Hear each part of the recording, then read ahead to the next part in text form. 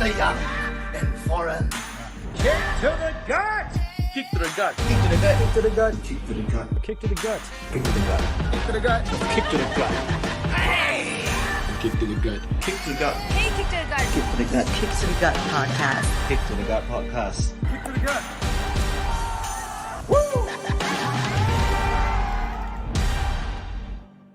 Your podcast sucks!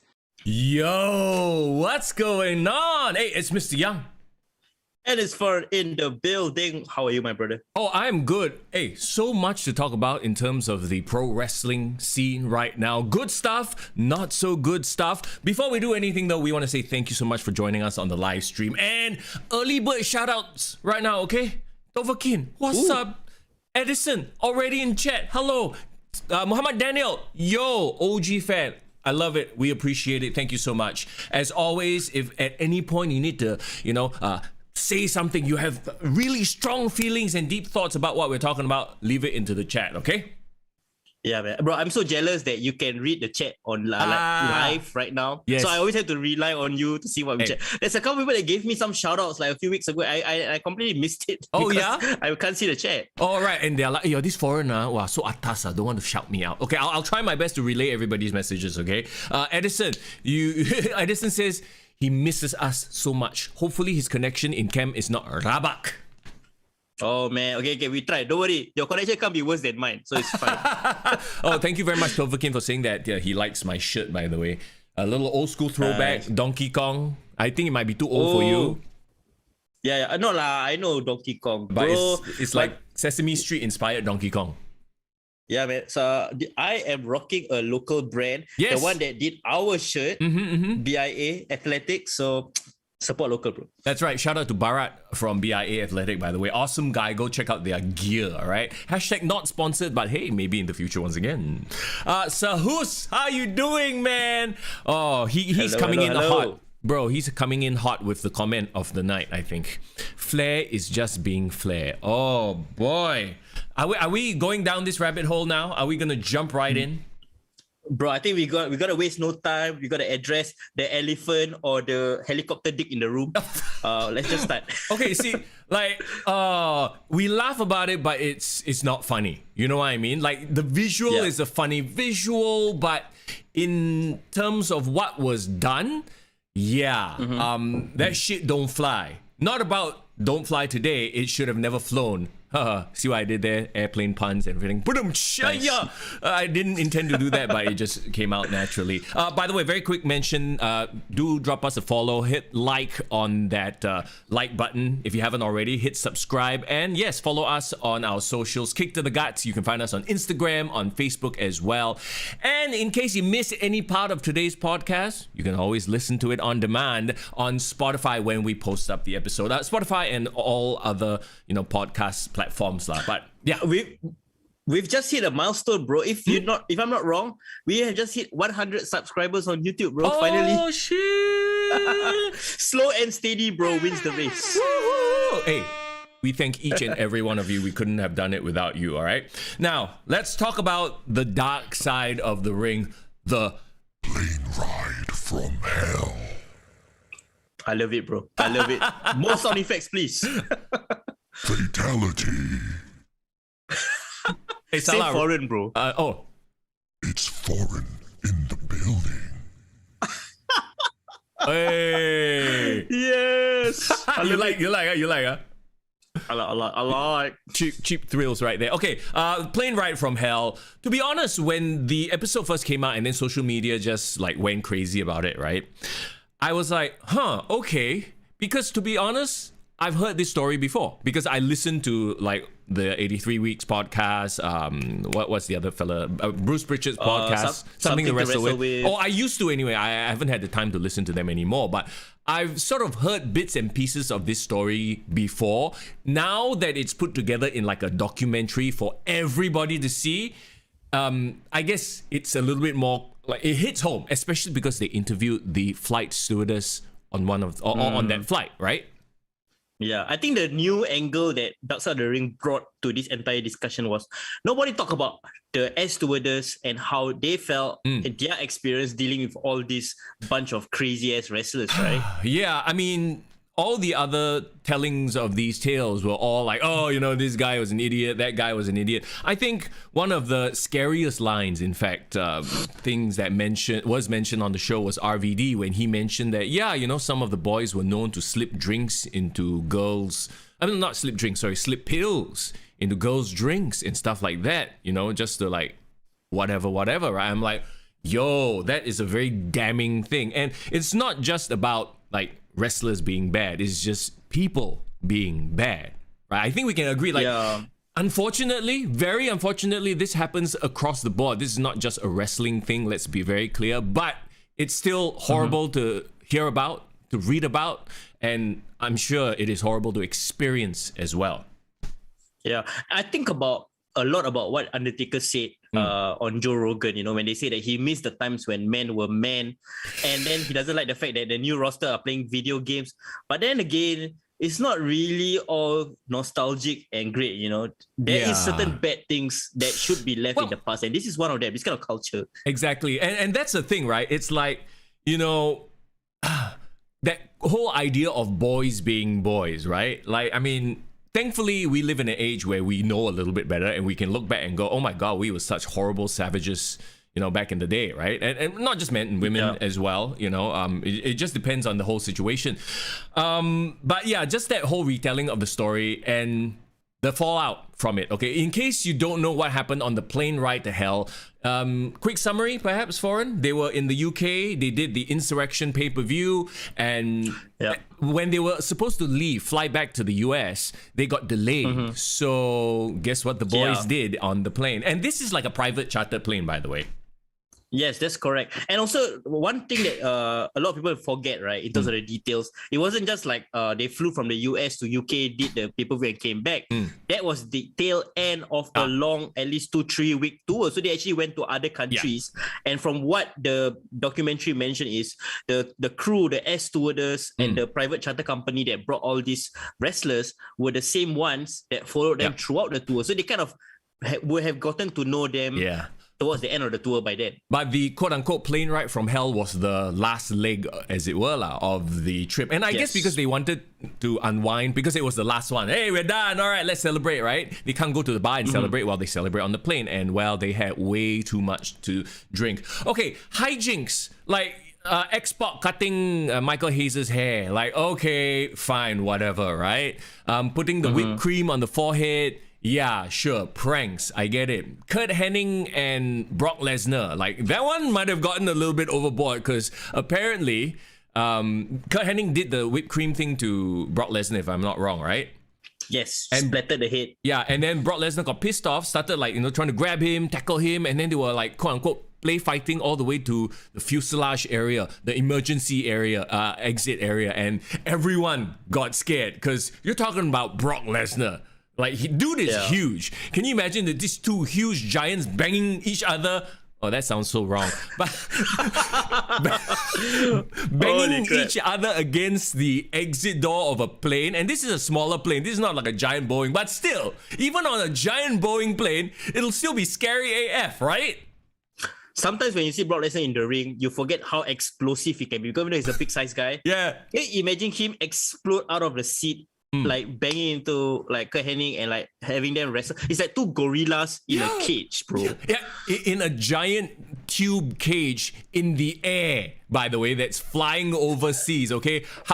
Banging. How freaking scary must that have been? So, okay. Yeah. Like you But jokes aside, right, bro? If you think about it, right, even though that was crazy to see, imagine if we gotten that match in the ring. Kurt Hennig versus Brock Lesnar. What a dream match, bro. Yeah, well, I mean, that ship has obviously sailed, right? But like, okay, all these things, like, it's like, okay, you know, they're just roughhousing around. And then there's the story about Ric Flair. And I think that one was the biggest controversy, I suppose, from that episode. People who didn't already know. Yep. Even though I think a lot of people are like, oh, it's just Flair being Flair, right? Yeah, but that's the thing. Like, at what point can somebody just make the excuse that it's just you being you, then you can act like a dick when everyone else, if they do the exact same thing, you're going to get vilified. Well, so I think that's the problem here. Yes, it is. And here's the thing. At the end of the episode, you found out that he wasn't punished for this behavior. Out of all the people, you know, a whole bunch of them got punished, fines, firings and stuff like that. But Ric Flair, because quote unquote, he was the star, he didn't really get punished. And okay, what he is alleged to have done is he was walking around, you know, with his robe and nothing else, right? And showing off his schlong, okay? And then doing what we alluded to earlier, spinning his hips and doing the helicopter dick thing. Yeah, and here's the crazy thing, right? The way people have been retelling the stories in the past, someone have laughed it off, someone have say like, oh, is him just entertaining the boys?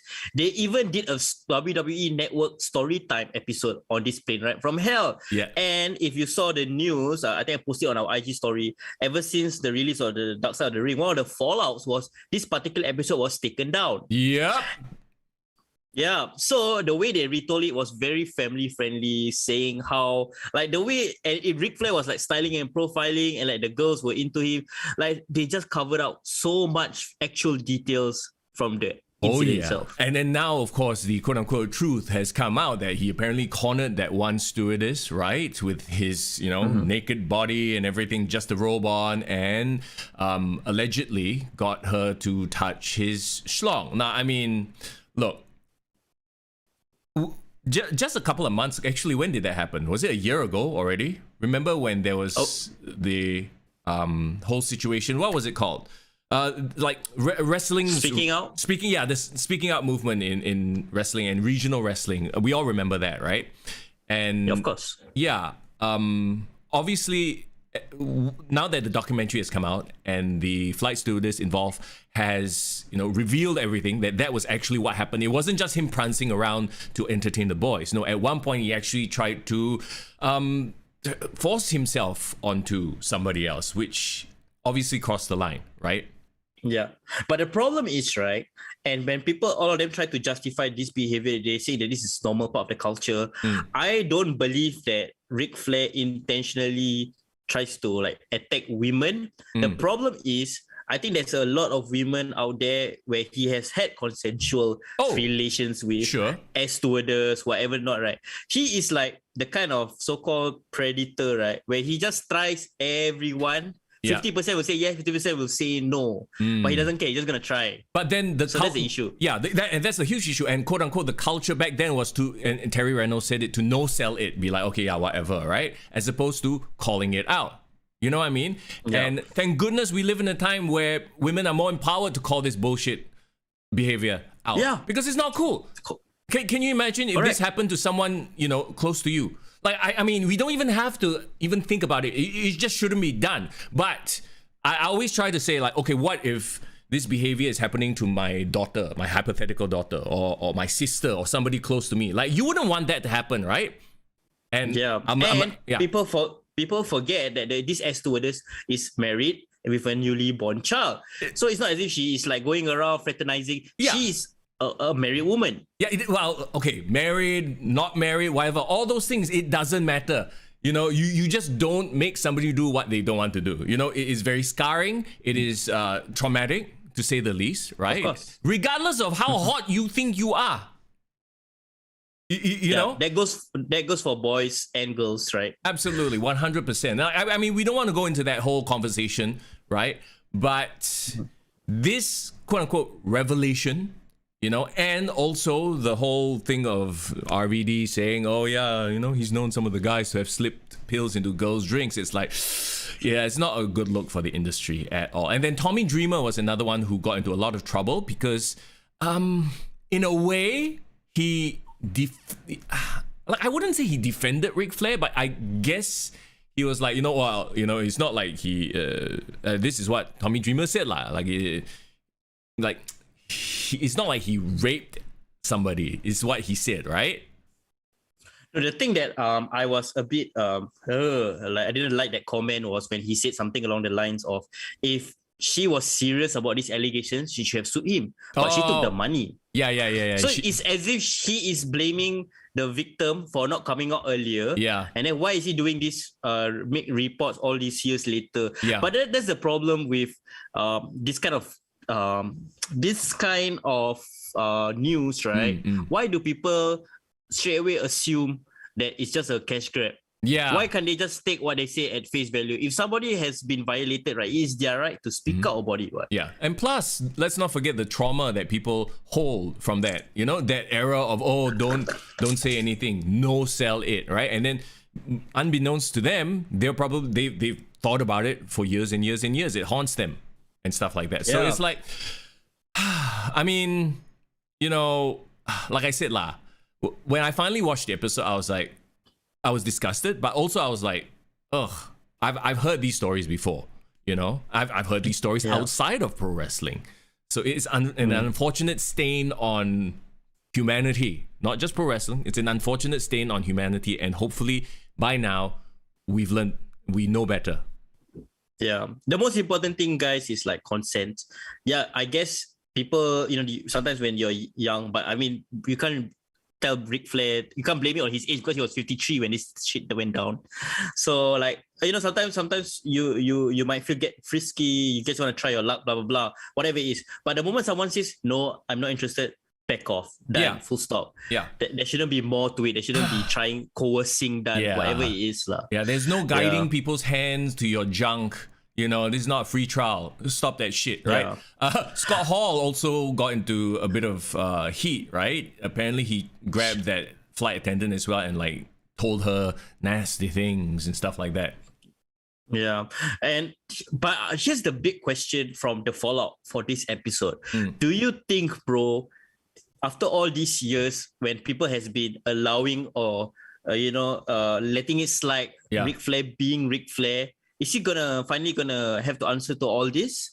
Is he gonna get his comeuppance? What's gonna happen in your opinion? Honestly, I don't know. At this point, all it means is AEW won't hire him, but he's already lived his life. You know what I mean? Like, yeah, and yellow. So like, how does he get his comeuppance?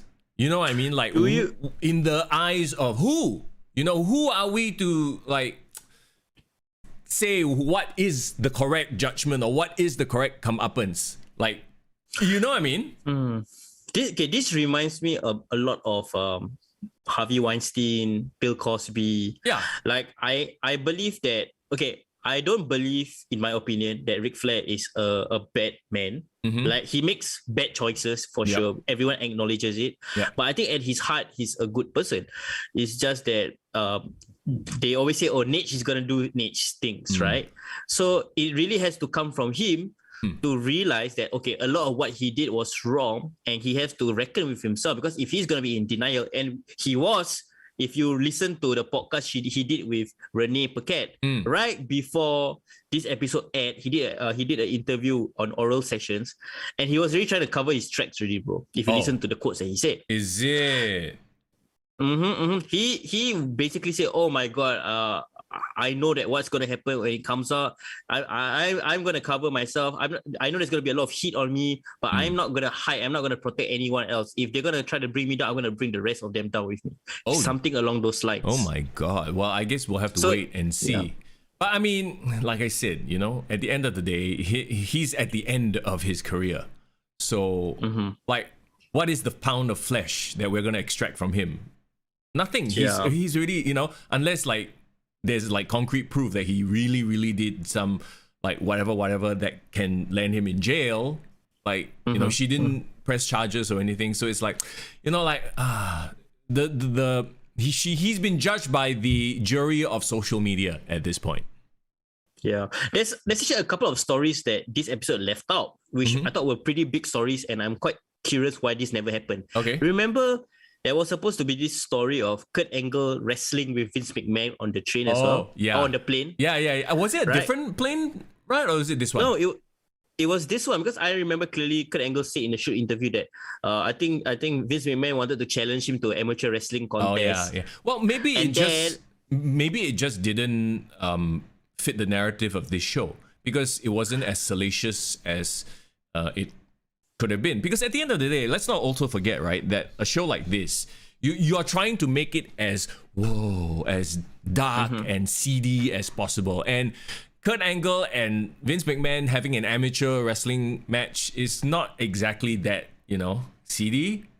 But the reason I brought that up was because, do you remember in this episode they said that Vince McMahon was all the way at the front, and he didn't, like, they didn't say like whether Vince McMahon knew what was happening. Yeah. But then I remember clearly that story about Kurt Angle and Vince McMahon wrestling clearly contradicts that narrative. And they did mention it in Broken Skull sessions when Stone Cold interviewed Undertaker, because Undertaker was asleep, remember? Yeah. And then when he woke up, he realized that he thought that Vince McMahon was being attacked by Kurt Angle, and then he put him out. Yeah. So like I felt there was like some contradictions happening here and there. Well, I mean, most of them were probably high or drunk or both, so they probably don't remember this whole incident properly, right? But yeah, no, that's a very good point. A very good point indeed. Maybe they're just covering up for Vince. I don't know. Vince threatened to sue. I don't know. Like they're like, okay, everybody else we can touch. Vince, better not touch. He has the deepest pockets. Like, I don't know what the case may be. Right, but yeah, that's a good point that they omitted that whole story altogether, and it also makes Vince look bad if you imply that he kind of might have known what happened and did nothing about it. The thing is, Plane Ride of Hell has so much perspectives from so many different people. It's almost as infamous as the Montreal Screwjob at this point. Yeah, but I mean, Montreal Screwjob is like, okay, it's just business, right? Professional dealings, people not happy with each other. This is like straight up debauchery and like a bunch of guys being total pricks. It's like an episode straight out of what do you call it?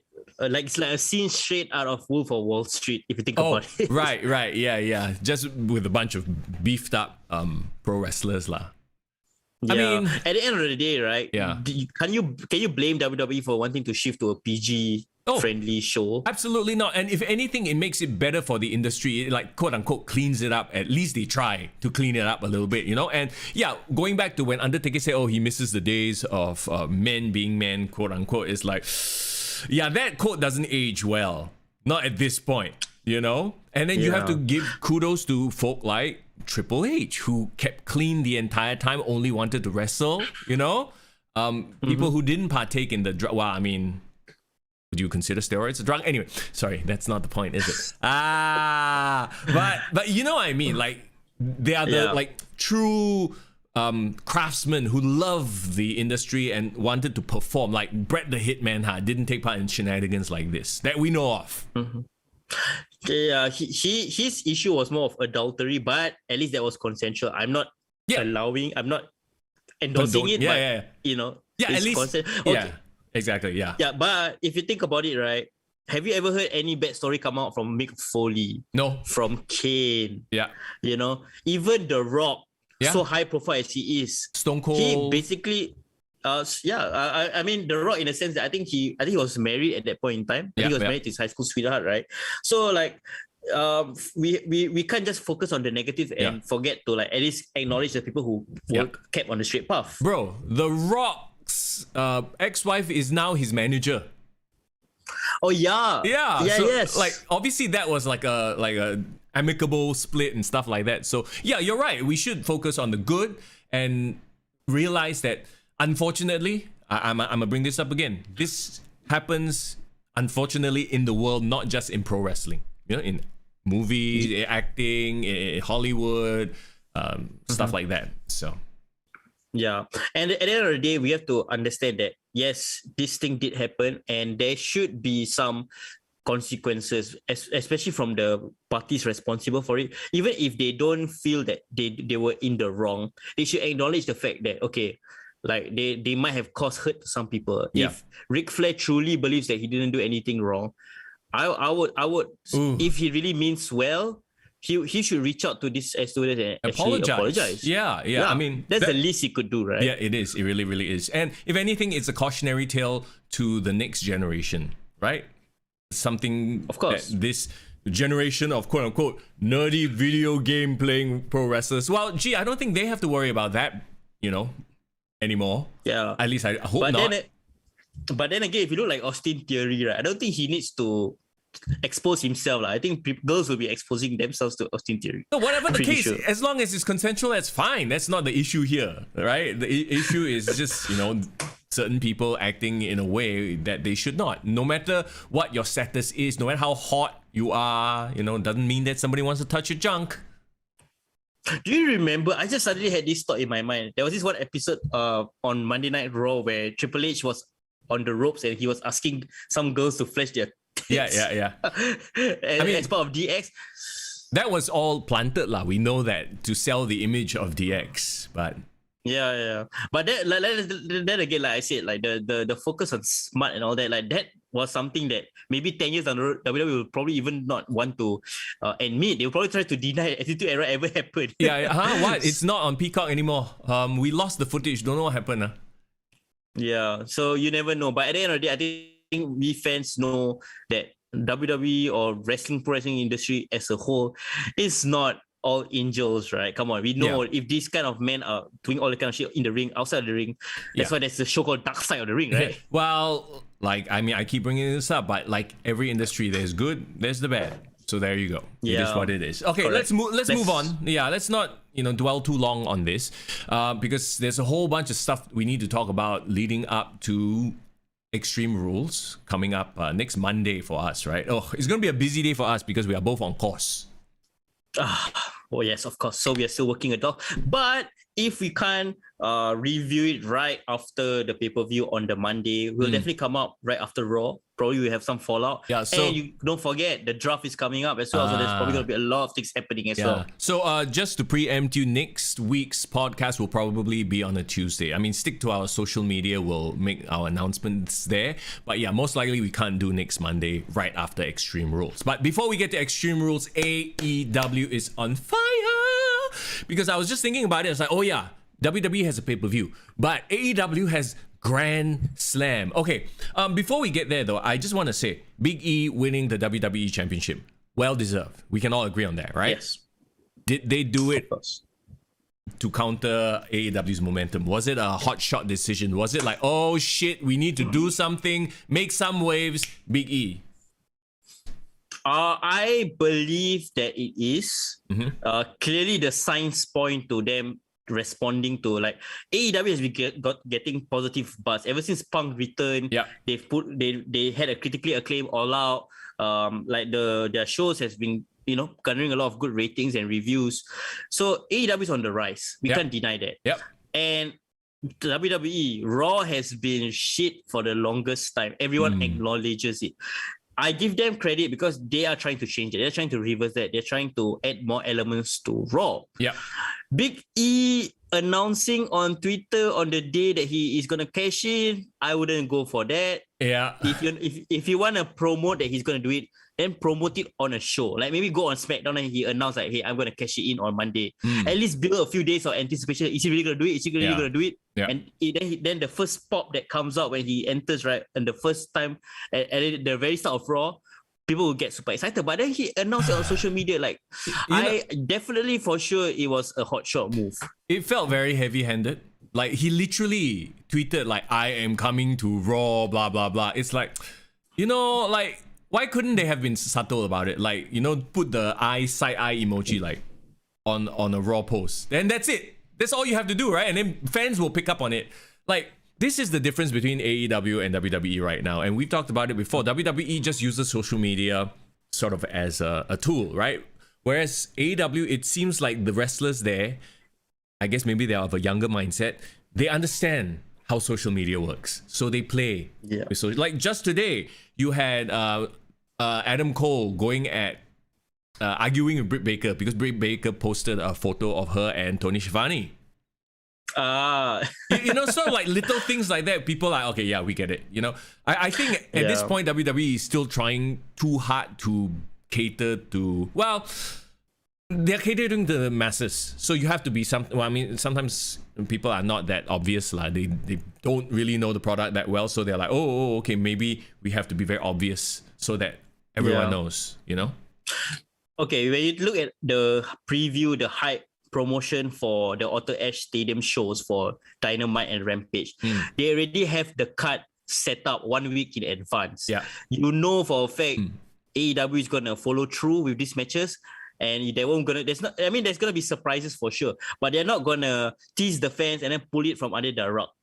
With WWE, can you really trust them to have a match card 1 week in advance and follow through with it? Yeah. I don't think so. You know, here's the thing. When Big E won the WWE Championship, it's like, ooh, guess what? In my mind, Survivor Series around the world, around on the way.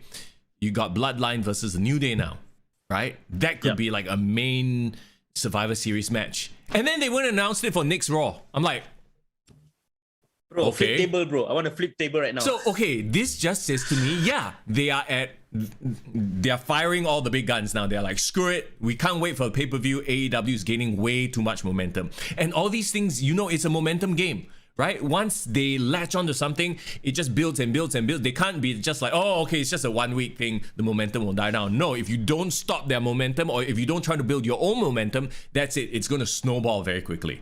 And I wonder if, now talking about AEW, right? Are they doing too much too soon? I talked about it last week as well, but like 2 examples come to mind. One, Hogan versus Goldberg on Nitro. Everyone will argue that was just a terrible decision, giving away a marquee match on free TV.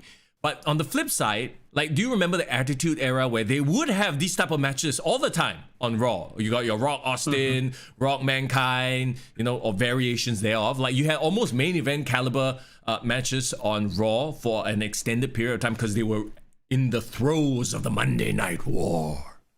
Yeah. No, I don't deny that, even Raw put out like blockbuster matches on free TV. But the difference is, especially between WCW and WWE, is there's always like a storyline reason for why it's happening. There wasn't like, randomly they just announced, okay, next week The Rock is gonna fight Stone Cold on Raw. There was some consequence, there was a setup, something went down, it was executed. But with the Goldberg and Hulk Hogan thing, right, from what I remember, there wasn't any setup at all. They just randomly announced it out of the blue. But you credit to them, in 3-4 days of the announcement, they managed to kind of almost sell out Atlanta, the Georgia Dome, right? So couldn't they build to Survivor Series then? Is WWE rushing at this point?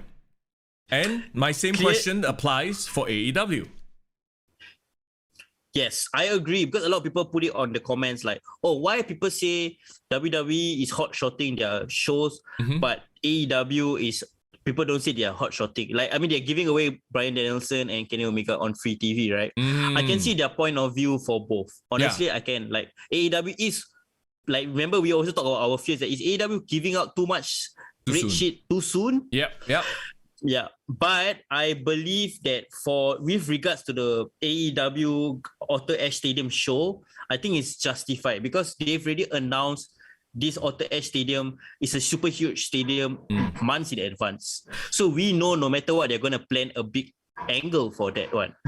Do you like the fact that AEW has less pay-per-views, but they have more themed Dynamites and Rampages? Or like, you know, WWE, they have just regular Raw, regular TV, and then more pay-per-views.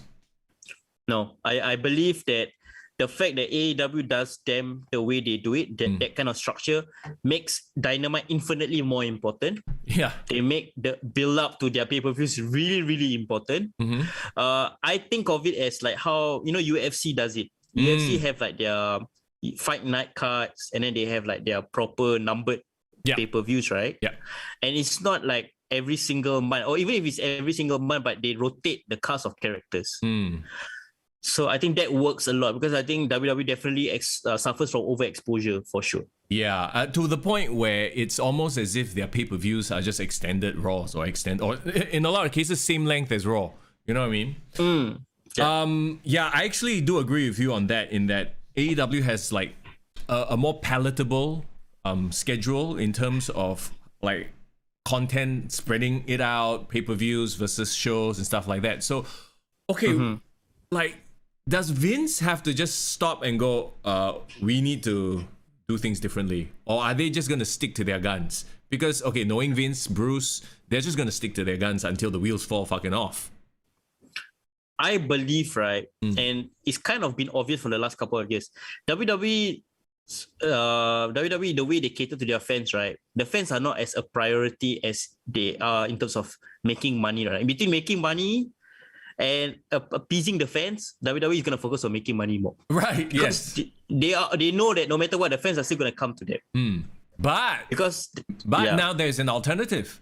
So, are they going to sound the alarm, or are they going to continue on their way because they realize, oh yeah, we are still the the main name in sports entertainment, quote unquote, right? All right, I have Mm. an interesting statistic that I want to present to you, and then you make your Sure. interpretations based on it. Last week's Raw, the one where Big E won, right? They were going up against Monday Night Football in the States. Yeah. They wanted to have their victory also because to counteract that programming, right? Yeah. And they were hoping that they're going to have a decent rating, even though they are competing with Monday Night Football. But then the ratings came out, it was only 1.6 million viewers on Raw. Yeah. Very, very low. It's actually one of the lowest of the year. Yeah. AEW at that very same week, this past week on Wednesday, got 1.2 million viewers. Ooh. What were they unopposed?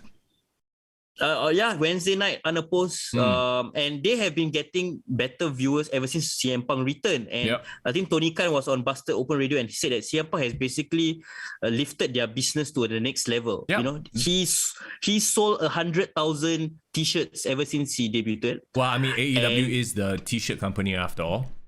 Yes, the gates receipts all has increased. But the point I'm trying to make is 1.2 million for AEW Dynamite, 1.6 million for Raw. They are catching up. Yeah. They are catching up. In Can't a be big denied way. that. You know, there is no denying it, lah. You know, and what can WWE do at this point? And somehow they've doubled down on the fact that, okay, no, we only want to groom our own talent and forget about these indie guys, and we only care about taking sportsmen, making them into WWE stars. They have the look. And very quickly on that thread, let's jump into NXT. And bro, NXT 2.0 is NXT 2.0.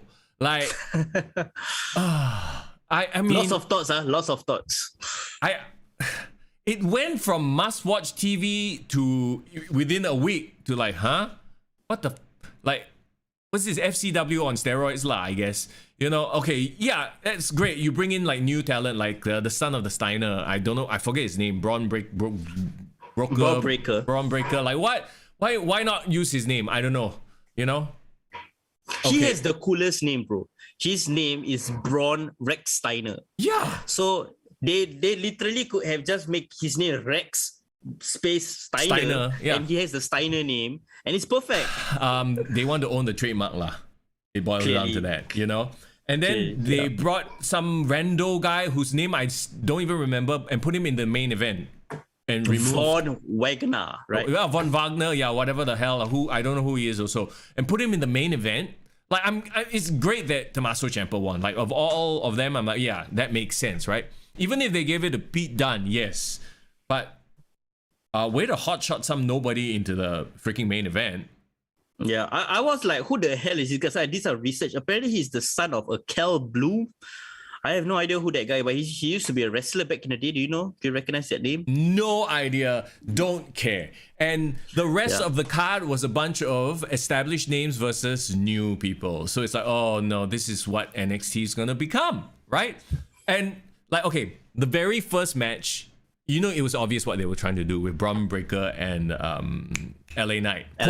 Poor LA Knight, right? Goes in there, has to job to the brand new guy. Obviously, they're trying to say, oh, even though it's established guy versus new guy, you never know, the new guy could win. And they did that for, like, you know, it's very obvious what they were doing.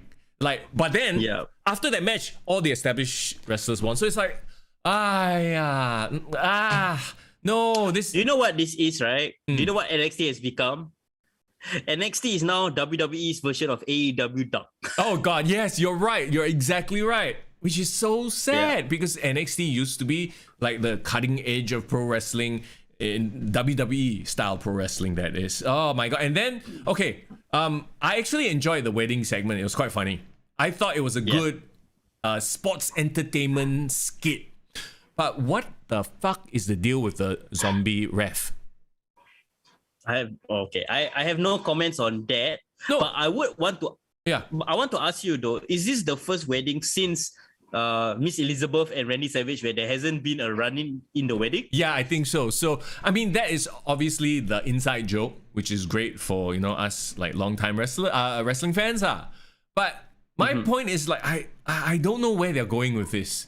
Like, why is the zombie ref was in the bachelor party the week before. I don't know if you noticed it. Yeah. He was driving one of the go-karts with, bumper cars with them. I'm like, what the fuck is this? And then he shows up at the wedding. It's like, why?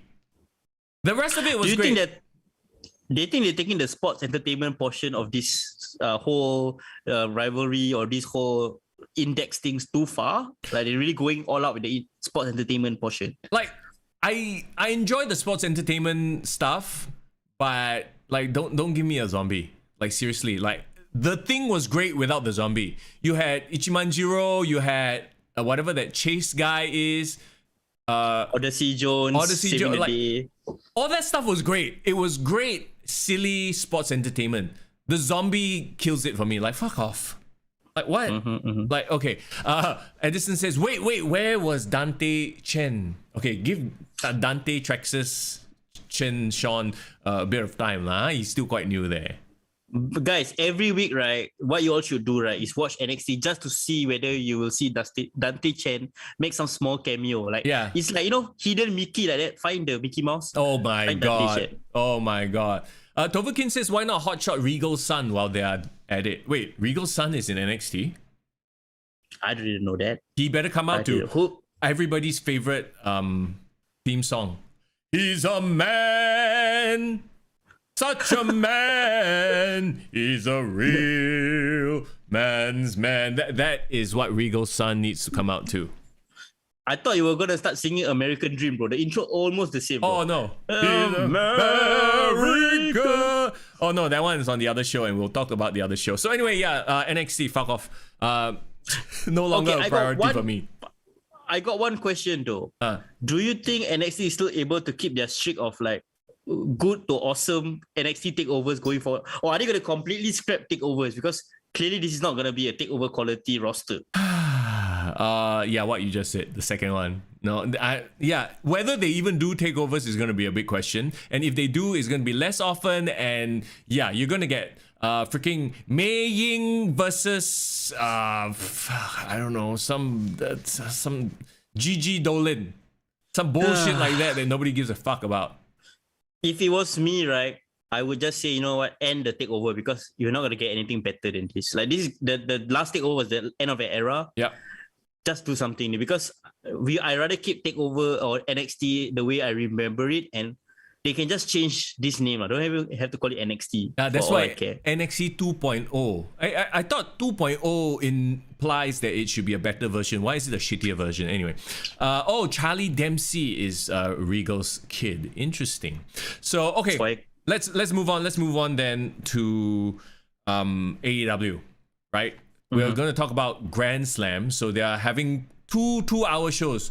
Dynamite and Rampage will both be 2 hours, and my God, like, they're really throwing everything out there. And it's one of those situations, I look at this card, right? Oh my God, everybody has a story. I'm like, how did, within a few weeks, did they turn this entire ship around? It's like Is CM Punk back there going, okay, this should change, let me, or like what's going on? Have CM Punk and Bryan Danielson been in Tony Khan's ear, making him the best booker of 2021? What's going on? Maybe it's Mark Henry, bro. Maybe it's Paul White. Yeah, they're like, okay, actually we tweaked. Yeah, you know what I mean? Like all of a sudden the matches are all like kind of must watch. Whereas, you know, just a month ago, a lot of the matches on Dynamite and Rampage were like, huh? Wait. Hold up. I heard you say something and I couldn't believe my ears. What? Did you call Tony Khan the best booker of 2021 without any sarcasm? Only because he has the right people around him. That's a I very believe that's the case. That's a very important point, right? Vince McMahon has his yes men. We all know this. So, you know, and here's the other thing as well, like with Vince, because now like WWE has writers, and this happens every time there's a giant corporate structure. I know this from my experience working in the media line, right? Sometimes when you have one head person who makes all the decisions, and you are like like the performers are literally at the bottom of the totem pole, unless you are Roman Reigns, unless you're John Cena, right? Unfortunately, the performers are at the bottom. So the performers have to go through the writer go through Bruce Pritchard goes through, you know what I mean? So to get your idea to Vince McMahon, you know how many times it's watered down? And I've had this happen to me personally so many times. I have a good idea. Let's go with this. I present it to this person presents it this. By the time it reaches the boss, it's not even what I had envisioned in the first place. And in 2021, it's not like a Ricochet can go and talk to Vince McMahon anymore. That's not the case. Whereas back in the Attitude Era, it's like freaking D'Lo Brown could have an audience with Vince McMahon if he wanted. Like he would just have to wait. You know, but in today's WWE, that doesn't happen. And that is the problem. I understand. And I agree with you because at the end of the day, right, Vince McMahon has 1,000,001 thing. Yeah. Do you think he got time to listen to Robert Roode or Dolph Ziggler's problems? Exactly. Or, you know, or Ricochet? Yeah, and plus, how old is the guy? He probably doesn't remember 80% of the shit that comes his way.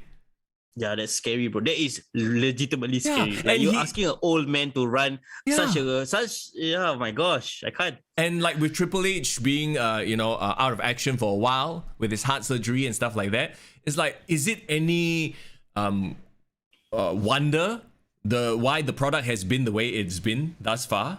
You know? Yeah, I agree. And if you think about it, right, it's not really AEW is doing such a great job that they're beating WWE. A lot of the problems is WWE's own doing. Yeah. And WWE is shooting themselves in the foot. And if you think about it, how is it that Vince McMahon, the master promoter, Alamak, I forgot that so-and-so's contract is up. Oh, this fella on 30 day are not 60. Like, as if that would have happened back in the Attitude Era. You know what I mean?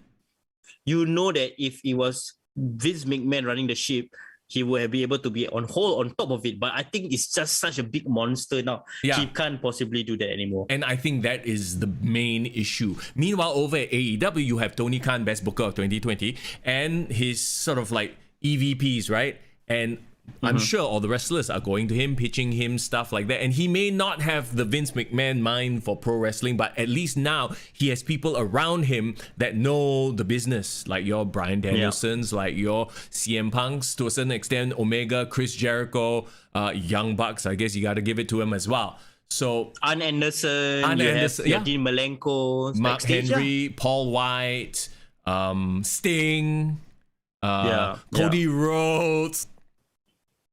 No, but I think one thing I realized is, right, maybe the issue with AEW at the beginning was, yes, it was the 4 EVPs running the ship. And you can tell by the kind of matches that they were booking is like, okay, they're going to do a lot of the indie show mud style, the thing that Jim Cornette was shitting about.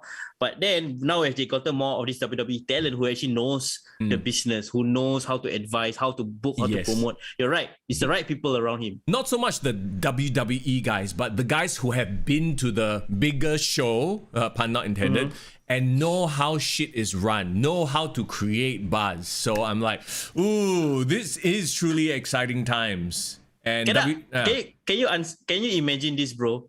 Can you imagine the Young Bucks trying to pitch an idea to put themselves over, and then Mark Henry says, nah, that's a bullshit idea. Do you think Young Bucks will be like, Yeah, shut up, Mark Henry. You don't listen to me. I'm the EVP. My Henry could break them like twigs. But yeah, you know, that's exactly it. So right now, I think a lot of people are comparing AEW to like the Attitude Era, and it's a good comparison because everybody sort of has their own little thing. It's like a variety show where everything, if you don't like one thing, you can, you know, wait for another thing, right? So let's go down the card. Dynamite this upcoming Wednesday.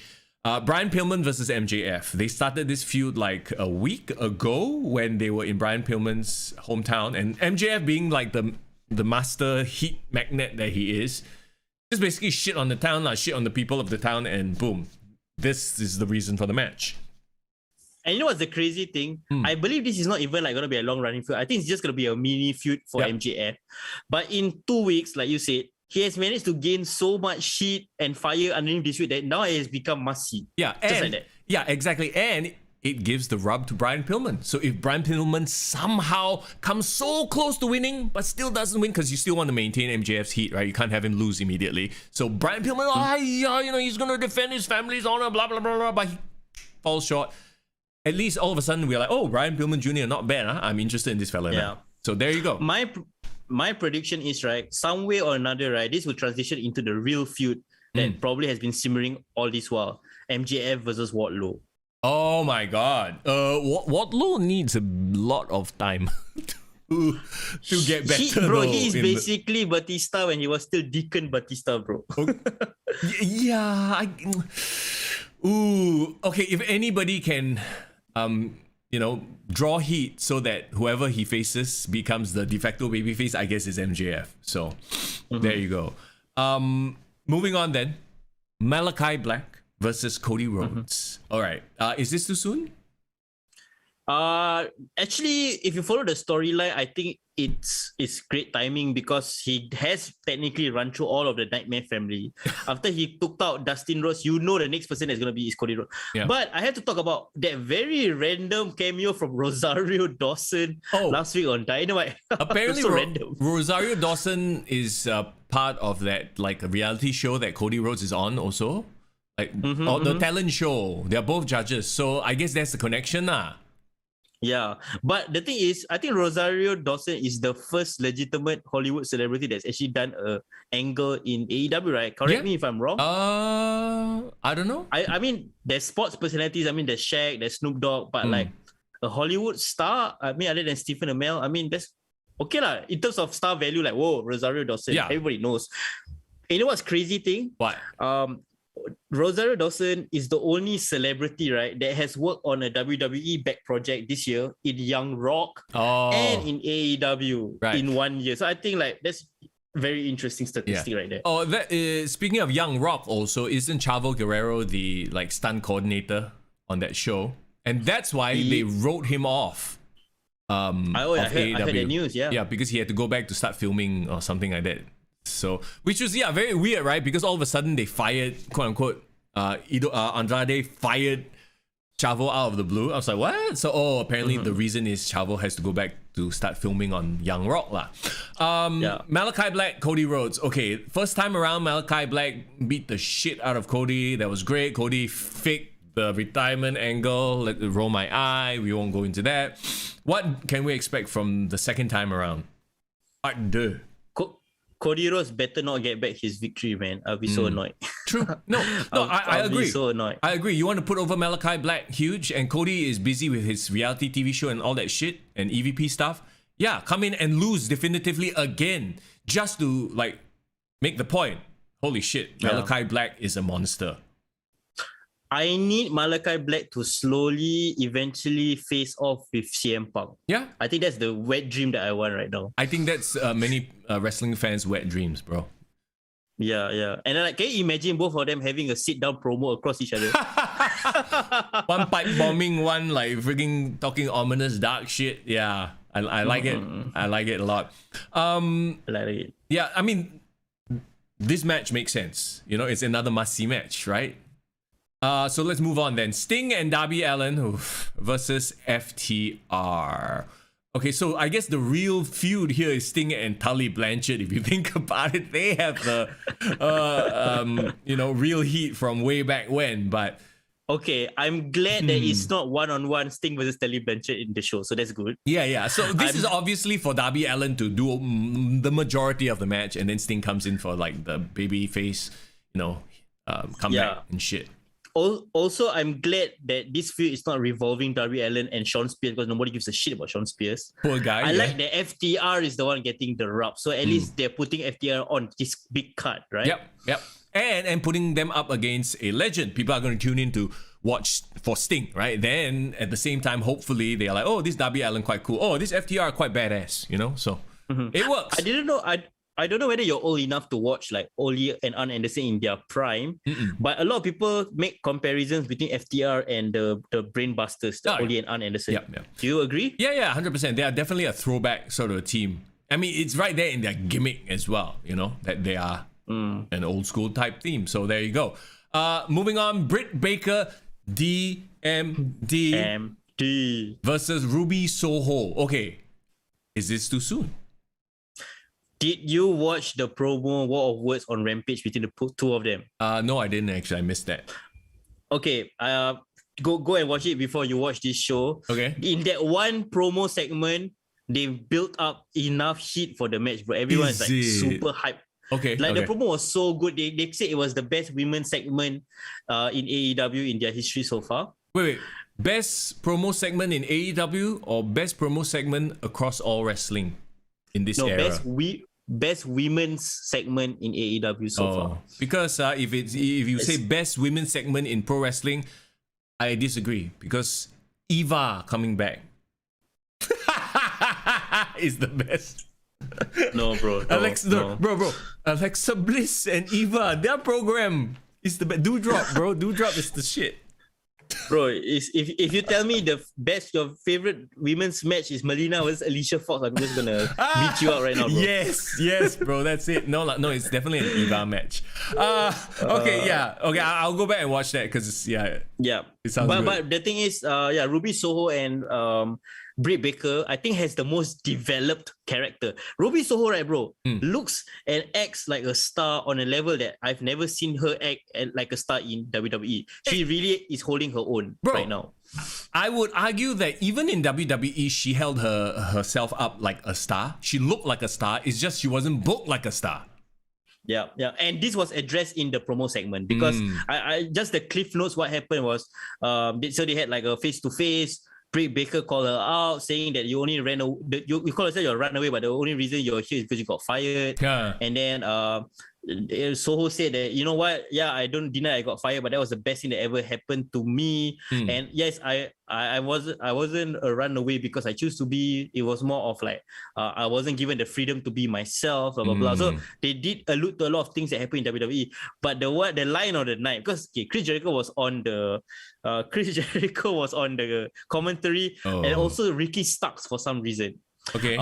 But the way they all of them on commentary reacted to this line that happened was so fucking funny. It was like Joe Rogan like reaction, Okay. Because I think Ruby Soho said something along the lines of like, you stand across me like every single woman I've stood across in the ring, like entitled, full of shit and something like that, and then and just banging someone in the back. And then so that was the big and then there was the funny thing. Chris Jericho was like, what did you say that? What? How was Chris Jericho on commentary for Rampage? Better. I think he probably kena a lot of criticism about the shouting. He definitely toned it down. But the line of the night was Ricky Starks. Because Ricky Starks, in response to that, he was like, is it wrong to fall in love? Is it wrong? Like in response to that line. So it was fucking funny. Oh my god. So the whole segment was definitely a great build-up, because when you say it was too soon, I thought it was too soon. But I can't believe in just one segment they made me want to watch that match. So it would be too soon to hot shot the title to Ruby though, right? Definitely, in my opinion, yeah, you're right. But it will be the great start of a long-running rivalry that leads, hopefully, to Full Gear, in my opinion. Hopefully, yeah. Talking about commentators, though, I have to very quickly mention last week's Dynamite. CM Punk was on commentary, and god damn, bro! Like, I was like, hey, can he stay or not?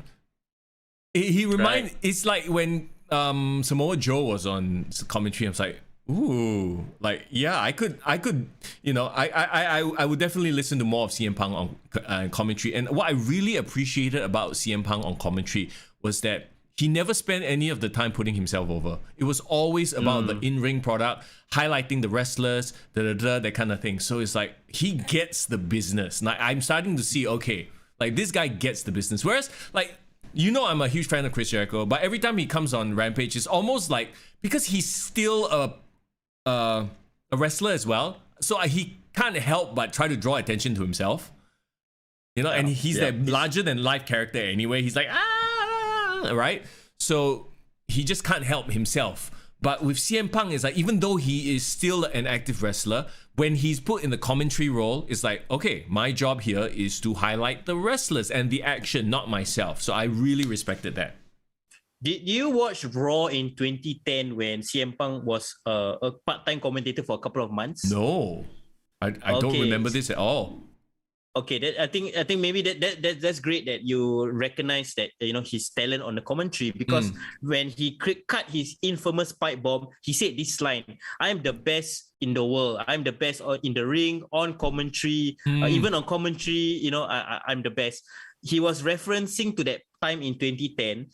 He was doing the Straight Edge Society storyline, right? Yeah. But then when that ended, he basically kena squash. The entire thing split up. He was injured, so they wanted to keep him on TV while he's recovering. They made him a commentator for about 3 or 4 months towards the end of 2010, along with King, along with Michael Cole. And like you said, he was like very Samoa Joe like. Yeah. He was great at like those like very deadpan humor, making a lot of quips. And if you know one of his part-time jobs right now, he's actually a commentator for one of the cage fighting MMA promotions. And so I think he is really, really good on commentary. And the point that you make about how he put people over, right? I actually was enjoying him on commentary. And when Team Test came and interfered and like took him out, I was legitimately annoyed. So I was like, hey, I wanted to watch him all the way until the end of the show, man. Yeah. Why are you taking him away, right? Chris Jericho, the exact opposite. If he leaves, it's like better. Alama. I hate the fact that I just said that. Hidayah, what's up? How are you, by the way? She says, put Eva Marie and Tony Khan in the same room. But why? Don't put Eva Marie anywhere close to a pro wrestling ring. Please, thank you very much. Okay, your main event for Dynamite is Kenny Omega versus Bryan Danielson. Okay, this is the big one, right? Where we go, are they doing too much too soon? Obviously, they are not gonna hotshot the title to Bryan Danielson right now. It is a non-title match. Wait, what? It is a non-title match, yes. Fuck. Okay, so Bryan Danielson is winning, Bryan Danielson is gonna win, Yeah, so I thought it was gonna be a title match, but when you watch Dynamite last week, right? He did say that they had like a very intense showdown, remember, on promo, and he said that maybe one of these days, eventually, it will be about the title. But right now, I want to know who is the best in the world, and that was the thing that drew out Kenny Omega, that made him agree to fight him, because it's not gonna be about him losing his title. He wants to know who is the best wrestler in the world. Okay, so that being said, then it makes sense for this to happen on a Dynamite. So I think it's fine then. And in this case, I don't think Kenny should win. I think Bryan should win, to really cast doubt, make Kenny like, oh shit. And then the next match can be for the title. The next one at wherever, Full Gear, whatever. It's like the Christian situation, like, where he won the title on Rampage, but lost it at All Out. Huh? Won the title? Oh, as in the Impact title. Yes, the Impact title. Yeah, so he won a fake title. I mean, a not immortal title, and then he lost. Yeah, so exactly, right? Yeah. No, to give like the sense of, oh, Kenny Omega could lose, but actually, when it comes to the big one, no. But in this case, Bryan Danielson needs to win. Yeah, and then when it comes to the pay-per-view, maybe Kenny Omega shenanigans, blah blah blah, that kind of thing. How are you enjoying Bryan Danielson's promos in AEW so far, bro? It's good. It's good that, you know, they can talk naturally and say words like shit. I just really hope they don't all overuse the word shit, because it's like I counted the number of times they use shit. It was like 6-7 times on Dynamite. It's like, okay. It's as if shit is the only swear word that they know how to use on AEW. Exactly. It's like it's probably the only one they are allowed to use. Like, you know, if there's a list of swear words like damn, ass, bitch, blah, blah, like it's how bitch is for WWE. Now apparently WWE can just whack bitch. And then they like, you know, every other promo got one, you bitch. Like, oh, okay, yeah, whatever. But in Attitude Era, right, do you really hear a lot of shit? I didn't hear the word shit being used a lot, which is very interesting. Yeah. So are you telling me USA and TNT got different swear words that can be used? I think so. That's probably what it is. And TNT, apparently their ceiling is a bit higher. Can say shit. USA cannot say shit, but bitch can. I remembered, right? I think one of the promos when somebody says your douchebag kena beep out. So I was thinking like, okay, very interesting. Yeah, it is what they probably have a quota. So okay, if you say 5 shits, that's max. Cannot go over 5. but yeah, why I like personally Bryan Danielson on AEW is right. I like that he's kind of cocky, bro. He's kind of supremely confident in his own ability. He does think of himself as the best in the world. And like while CM Punk is coming back from like so-called imposed retirement and he's like a bit like, I don't know whether I'm still the best in the world, a bit humble. But Daniel Bryan is like, yeah, I am the best, bitch. Can you fight me? Like, I like that attitude from him. Yeah, it's like something different lah, I suppose, when it comes to that. And it's an exciting match. It's must-see TV. And like we talked about, this entire card on Dynamite is must-see. So there you go. Raw, SmackDown, better step up. Right? What are they doing on SmackDown? Do we know what they're doing on SmackDown? No. Well, I mean, we know what happened on SmackDown this past week. No, but my whole point is like this week's SmackDown, like, do we really know what's happening? Not really. But we already know what's happening on Dynamite. We know what's happening on Rampage. And, okay, if Rampage is 2 hours, is it starting 1 hour early or going 1 hour late? That's my question. No, it's going 1 hour. It's going 1 hour late because its starting time is still the same. So it's still not clashing with SmackDown, Yeah. So the thing is, from what I understand, is they're gonna shoot the whole thing, the 4 hours on AEW live on Wednesday, but they're just gonna tape it for the second hour, and release it on Friday as well. So that's what Rampage is lah. I mean, you know, we said it before. Rampage is essentially the third hour. It's like Raw, but if Raw was split up into 2, which is actually a really good idea. Yeah, a lot of breathing room for sure. A lot, and both shows you can always rotate the talent so that if I miss, rather, I mean, this week if I watch Dynamite for let's say MJF, next week he's not on Dynamite but he's on Rampage, so at least I'm forced to watch both shows. You know? Rampage, here we go. The Super Click. I'm not sold on that name yet. I don't know whether there's any history of this Super Click name was in ROH or anything. I'm not sure. It probably has some history that we are not aware of. All you indie fans, please let us know in the comments. But Super Click, i.e. Adam Cole and the Young Bucks versus Christian Cage, Jurassic Express. Yep, and the thing is, like you said, like how Christian just naturally transitioned back to a new rivalry just like that. And I don't know, it's interesting, but okay lah, he's back in the cut that he belongs lah, not the main event. Yeah, I feel bad for him because the whole point of him coming back was to go and, you know, challenge for titles and stuff like that, right? But nope, slides right back down. And I mean, I guess he could have a worse feud. This is one of the marquee groups anyway, the Super Click. So wait, the Super Click is Adam Cole and the Young Bucks. The Elite is Omega, Adam Cole and the Young Bucks. Is it so different combinations got different team names? Is it fucking irritating, yeah? These are like a science mind map. So like the overall topic, main topic is Elite. The Elite. Yeah. Then got like subset is the Super Click. So okay, Elite,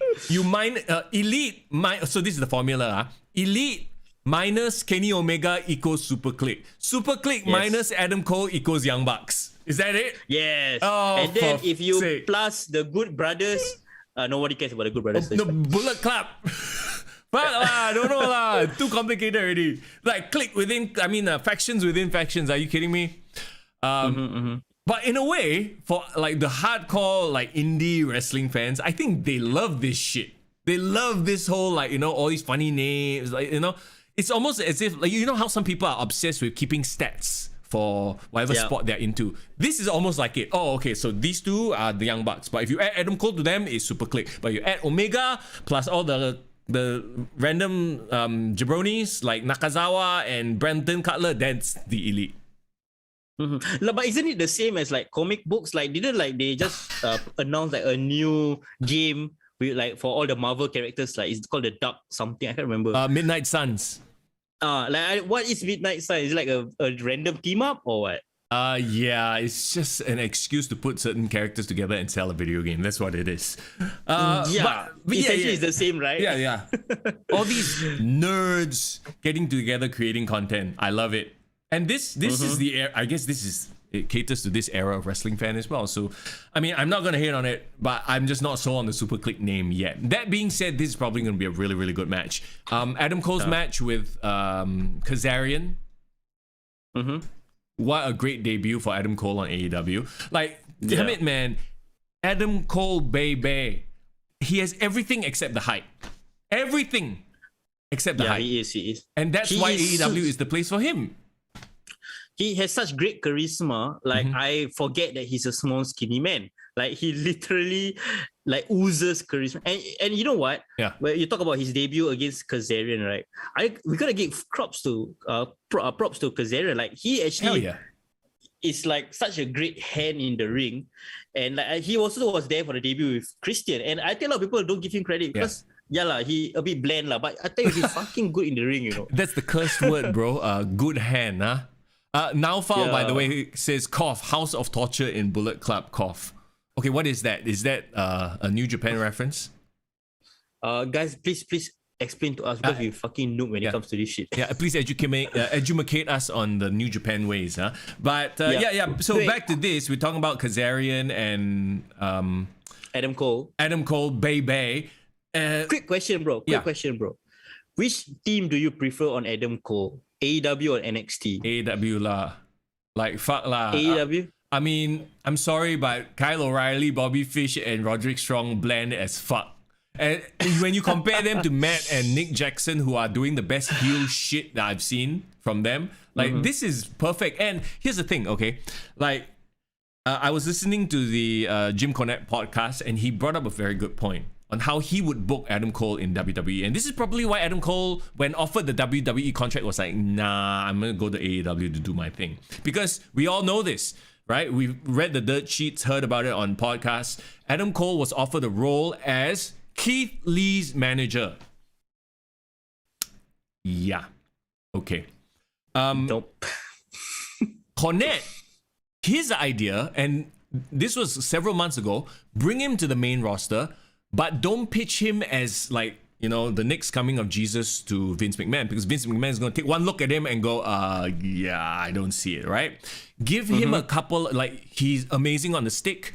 Have him as a wrestler, but have him in a group. Put two horses next to him. They can be his henchmen, do the dirty work, but he's still a wrestler. He's not a manager and does nothing, you know? Like Roddy Piper had like his group. And then once he proves himself as like the heat magnet that he can be, then, then you start having him being there to do more shit and moving up the card and stuff like that. But that's how you pitch that to Vince McMahon. The thing is, right, Adam Cole is no bigger than somebody like AJ Styles. But why does AJ Styles, when he comes in, he straightway is treated like a star? I believe AJ Styles has this thing that right off the bat, right, I think Vince McMahon picked up with in terms of his personality, right? I think he has the ability to be a larger than life personality. And maybe Adam Cole, the issue was, like you said, he was in a group with bland people. And he was like this one-man charisma guy in this group that somehow the group brought him back down a bit, like make him lose a bit of that luster. It's as if, right, he traded out a bunch of like loser guys, no offense, for like the most obnoxious, like over the top guys. Then of course he gets elevated when he's with the clique. So definitely he knew like the writing was on the wall. I go to Raw and become Keith Lee's manager. He's just going to be the mouthpiece. He's not going to get to perform. And he's not even like over the hill. He's only what, 30s? Yeah, he's 31, bro. Yeah, he's fucking young. Meanwhile, he could go over to the other company, get paid, probably his Tony Khan money, right? And be around all his friends and have high profile matches. I mean, fuck. Bro, you know what? I the AEW theme song for Adam Cole is like really growing on me. Yeah. It's Like, almost better than the Undisputed Era song already. Yeah, it's almost because I feel like they literally took all the elements that made the Undisputed Era song cool. Yeah. And then added the it's all about the boom. Yeah. That is like Rage Against the Machine shit. Bro, I'm fucking rocking out. Every time he comes to the ring, I'm like, yeah, bro. I have no idea what they say, by the way. I just go.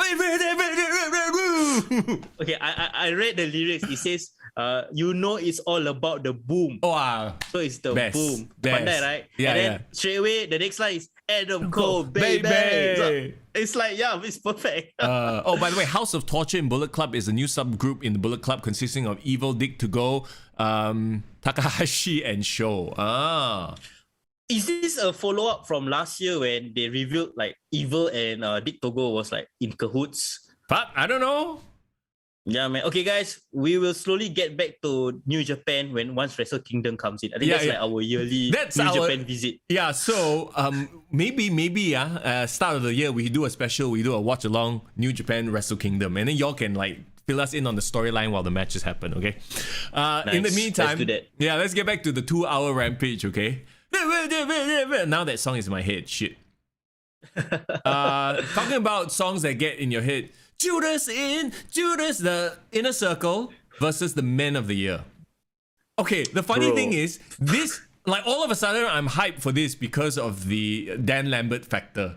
Like, Dan Lambert, out of nowhere, American top team, MMA, like, head coach, all of a sudden is like one of the best heel managers in pro wrestling. What just happened?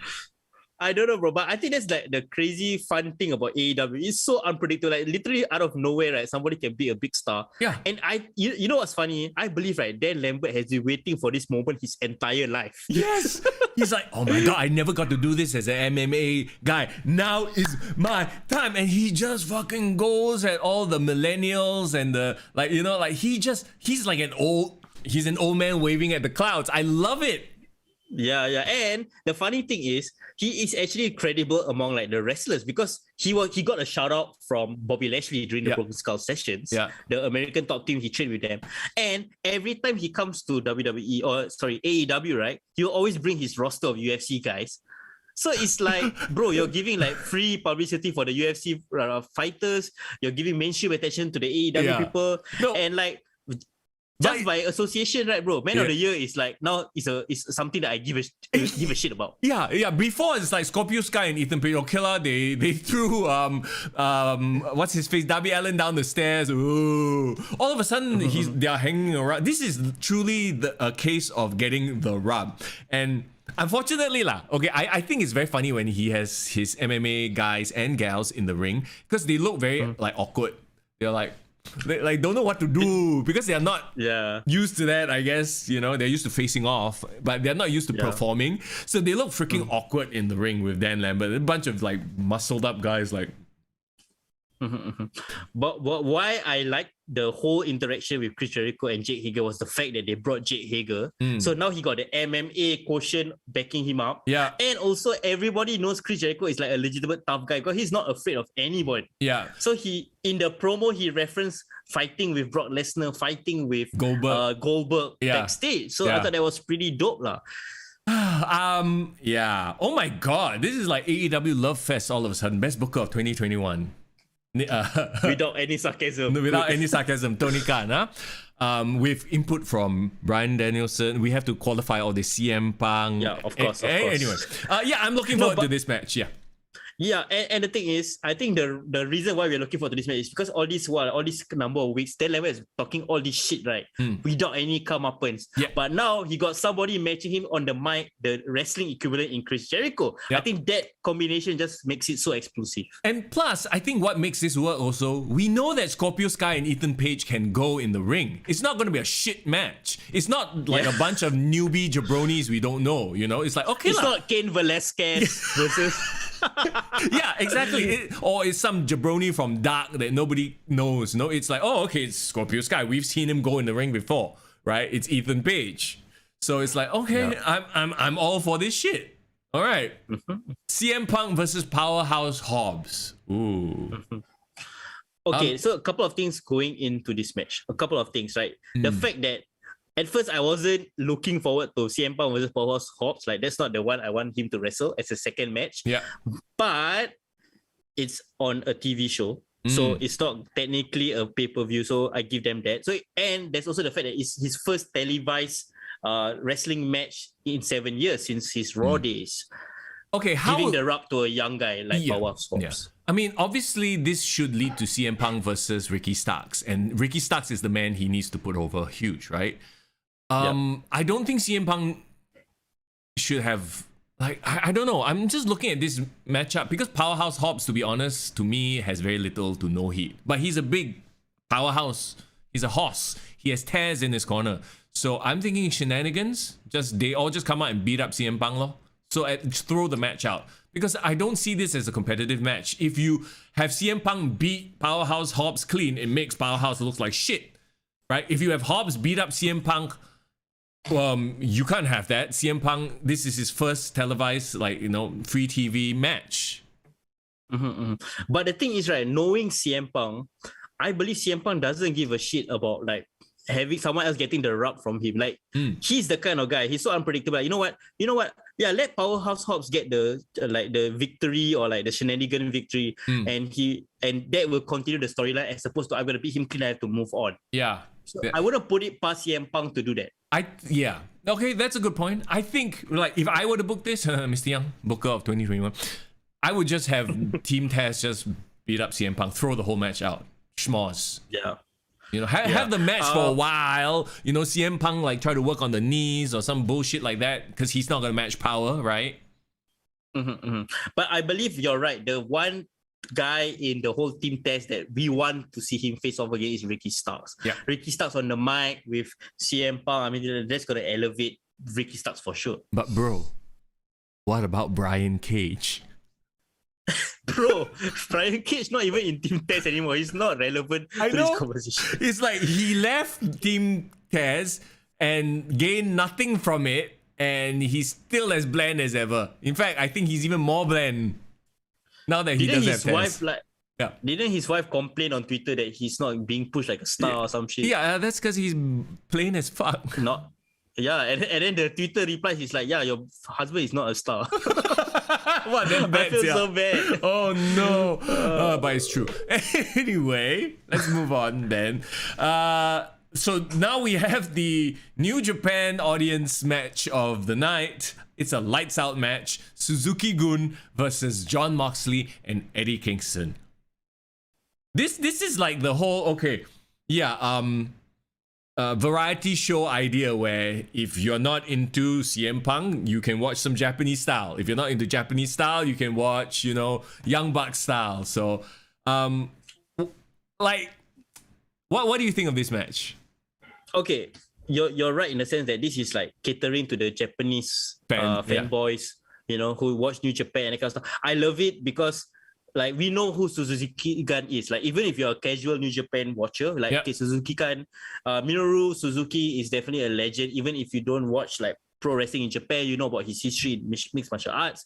And I think what Tony Khan is doing, right, is he is actually giving like credit to all these like long-time Japanese wrestlers and giving them a new audience in this stage of their career. And I think that's the reason why they're bringing Minoru Suzuki into AEW. But my problem with this whole situation is, right, wasn't Lance Archer like a face like 2-3 weeks ago? Didn't he fight like Tanahashi for the US title as like the good guy? Now he's a bad guy again, bro. What's up with that? Lance Archer is the worst booked wrestler in AEW. Like he's the big show of AEW. 1 week face, next week heel. 1 week face, next week heel. Don't know whether he's still hanging out with Jake the Snake or not. Like, remember that one time 2-3 months ago when Dan Lambert first showed up? Yeah. Wasn't Lance actually the one that came out to shut him up? Yes. And then that got dropped. Yes. And then everybody dies. And then he become good guy. And then he become like, wow, he's the worst book. Like, okay, maybe it's a case of him being on like a part-time contract. So they are not really putting in a lot of effort into his storytelling and just shoehorning him in whenever it fits. And in this case, it fits. Together with Minoru Suzuki, they have a history, and throw them up against Jon Moxley and Eddie Kingston. It's a New Japan fight lah. So yeah, okay Yeah. lah, makes sense. Just throw it in. The fans don't need to think so hard about it. This match sells itself. Yeah, and it's a lights out match. So talk about like going overboard with like the fan service, man. Like they're just Brutality giving them lah. Yeah. like one time free Japanese death match for everyone to enjoy. Yeah, okay. If the ring doesn't explode, yeah, I will give it -4 stars. Okay, fuck. Oh dear gosh, yeah. But you know what? Like all the AEW theme songs, Wild Thing, like I know it's like a popular song, but it's growing on me. Like I think now I cannot imagine Jon Moxley going out to that previous AEW theme song that they had, a very shitty one. Which This one? one just gives him such a cool vibe. Bro, I only remember his WWE one. I say that very sarcastically. It's quite boring. Yeah, but I mean, for me, I like that.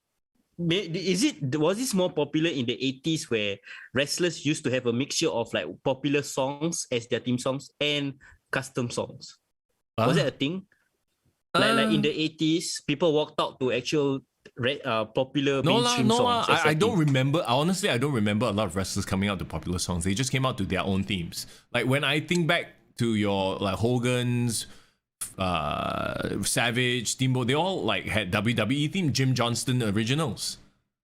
Maybe it was a ECW theme because I remember ECW had a lot of like Enter Sandman but all the cheap ass shit, right? Because they were such an underground brand, they're like, fuck it lah, don't care about the licensing. WWE, if they play fucking Enter Sandman, you know how much money they have to pay for the licensing of that music?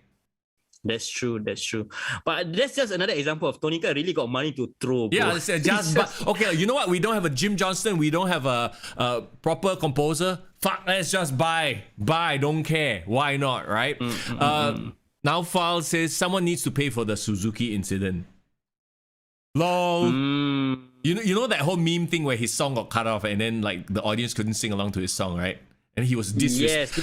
Yes. It's fun. It's cute lah. I think it's cute that AEW, okay, maybe cute sounds condescending. I think it's smart that AEW goes along with these memes and then they were like, oh yeah, Suzuki was offended that his song got cut off. It's a conspiracy. So they went along with the meme. I've thought about it long and hard, bro. I realized, right, the reason why they cut off the song, obviously, is because the runway in AEW is so small as compared to New Japan. Yeah. So, like, New Japan, like, even though it's a longer runway, by the time he reached the ring, he can hit that chorus. That chorus part like, where right everyone on sings. time. Yeah. Yeah, but it's so funny that the entire fallout from his first appearance in AEW was like, hey, fucking hell, you never played the most important part of the theme song. Yeah. So I love that they leaned into it. See, this is a company that is listening, like you said, listening to the audience and okay, fuck, let's go with it. You know? Tovakin says he loves Bryan Danielson's theme. Okay, you know, his theme, you know whose theme it sounds like? Because it starts with the Ride of the Valkyries, right? And then it transitions into this weird hip-hop thing that reminds me of Booker T's theme. The beat. If you go and listen to it. For whatever reason, talking about the can you dig it sucker theme? Yeah. So at the back there's like this hip hop beat, right? That's what Bryan Danielson's theme is. It's the Ride of the Valkyries transitioning into some weird hip hop beat. It's like, wait a minute, it sounds oddly familiar. It's freaking Booker T's theme, I tell you. Okay, maybe we need to play it side by side to really see the comparison. Yes. But I kind of like it in a weird ass way because like it's like a bop. Like it is, yeah, it is. So it's when Bryan Danielson comes out to the ring, right? He does this thing where he's like, he's like bobbing to the song. Bro, the next time he does that, think of Booker T. It's like the similar bop. I'm telling you, man. Maybe he's a closet Booker T fan. He's like, I want Booker T's entrance. One thing is very interesting is apparently he addressed in the media scrum after All Out saying that he wouldn't be able to use the yes chant or they can't copyright it because WWE has so-called license to it and he's going to respect the intellectual property and even if the fans are going to do it, he won't be able to do it along with them. So it's fine. The fans can do it all day long. He just like... Yeah, they can't find the fans. Yeah, right? So, exactly. Yeah. Okay, so let's move on then. I might have read the card upside down because it seems like we're going backwards here. 8-man tag, Lucha Bros and Santana and Ortiz versus the Hardy family office. Okay, so that's your take a shit match. The Latinos coming together. Yeah, versus Private Party and the Butcher and the Blade, like basically. It's gonna be a fun like time filler of a match. Don't expect too much. They have they feuded? Not really, right? Oh, Not really. no, not really. So yeah, this is a bit of a like, okay, here's a fun tag team match for you guys to watch. Did you see what Matt Hardy did at a house show recently? Not No, house show, what happened? indie show. So he was on the mic. He's like, blah blah blah. He had a secret, like a surprise tag team partner. Then he was like, there's only one person I can call on, and that person is family. And then the crowd was like, family? Jeff and then, Hardy? Yeah, no, and then they played Jeff Hardy's music. Then you see this guy come out and he's doing the shit. And then it's like, which member of the Private Party is the one with the koropok hair? No, I mean, is it Isaiah Quinn? Isaiah Cassidy? Isaiah Quinn. Yeah. No, it's Isaiah Cassidy and Mark Quinn lah. We combine the two. One Mark Quinn, is it? Mark Quinn, I think, yeah. One of the Private Party came out doing the shit and to Jeff Hardy's music. Walao. Wow, he really trolls. Yeah, I laugh. It's quite funny. Okay. Anyway, So that's the most interesting thing Matt Hardy has done this year. yes, it is 100%. Anna Jay versus Penelope Ford. Okay, Nice. I mean the two of them are sort of building their resume of matches and stuff like that. So, yeah, dude. Dynamite looks like the stronger card, obviously, but still, it's gonna be 4 hours of solid pro wrestling. Bro, if you think about it, right, the two matches that we just now mentioned is like the ones that we are like meh about. But like that is 2 out of like what 10, 11 matches, 11. and the rest are all like big stories, right? Bro, if you combine Dynamite's card and maybe Rampage's card minus the last two matches, that's a pay-per-view. That's a pay-per-view Yeah, that it is. people would pay money to watch, but it's on free TV. So, it's a good time. You know what I'm excited for? On top of those matches, Yeah. they're gonna hold for the first time I think ever in history, they're gonna hold a wrestling event in a tennis stadium. So I'm excited to see how that looks. Right. The acoustics Right, and so- everything.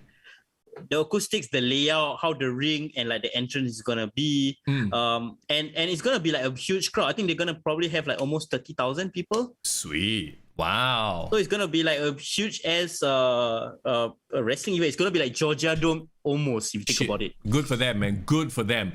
Okay, so we spent a hell of a lot of time talking about AEW, even though the title of today's episode is like Extreme Rules Extreme Preview. Rules. Now, the thing is, right now I look at Extreme Rules card, I'm like, a bit lame. This is sad. But we got to run through it, I guess, nonetheless. But bro, I feel sad.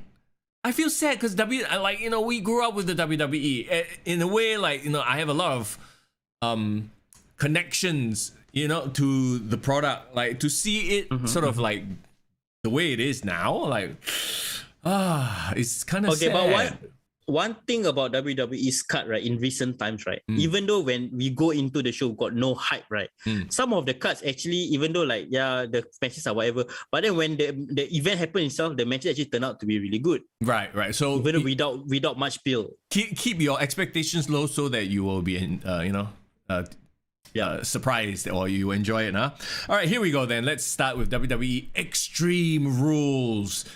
Liv Morgan versus Carmella. Woo! Killer match, bro.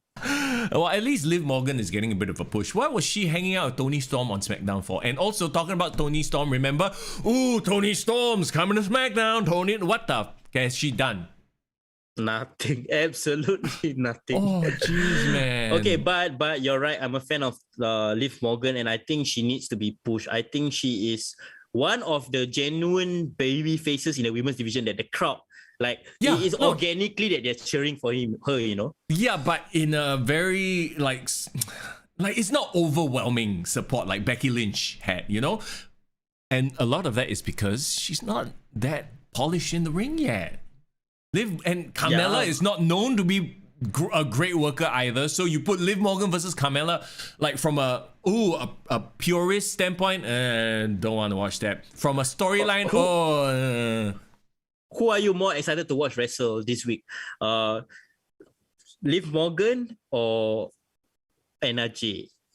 Probably Energy, because they have at least a longer, albeit like side storyline, but at least there's a storyline going into that, the Penelope Ford Energy thing, right?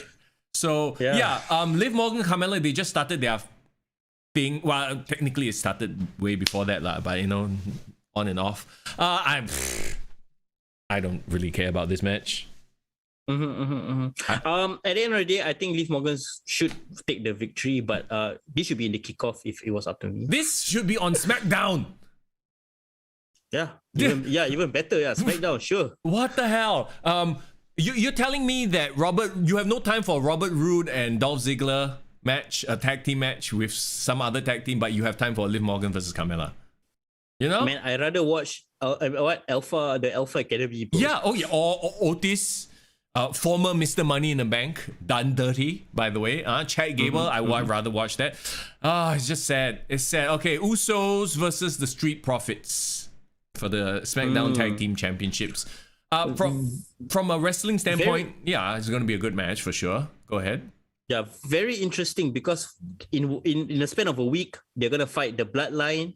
Usos are going to fight the New Day, and then they're going to fight Street Profits. Yeah. So, okay they're keeping the Usos relatively like on top of the card. Yeah, and relevant in that sense. Charlotte Flair versus Alexa Bliss. There's a lot to unpack. Not really. It's so sad. I kind of don't care. No, why is there a lot to unpack? Is because of course we started this episode talking about Dark Side of the Ring. Yeah. Is there gonna be any sort of impact on Charlotte Flair?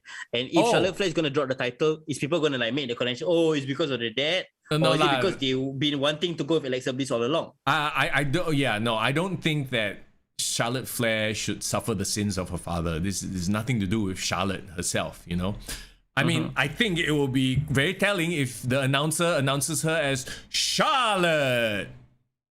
Suddenly. Do you remember there was a time where they announced her as Charlotte and not Charlotte Flair? Yeah. And then in NXT. Yeah, in NXT. And then they brought it back the Flair name. And now, can you imagine? It's Charlotte. It's what happened to? Yeah, no. But Alexa Bliss apparently is one of the top merchandise sellers in WWE because of the Lily dolls. Oh, good lord. Okay, good for her then. So I don't think that's going away anytime soon. So okay, put her in a proper program then, and I don't even know how to talk about this anymore. I feel sad. We don't hate Alexa Bliss, the talent. We love Lexi Kaufman. Yes, I more than love her. But anyway, at the end of the day, bro, watch what you say where you are.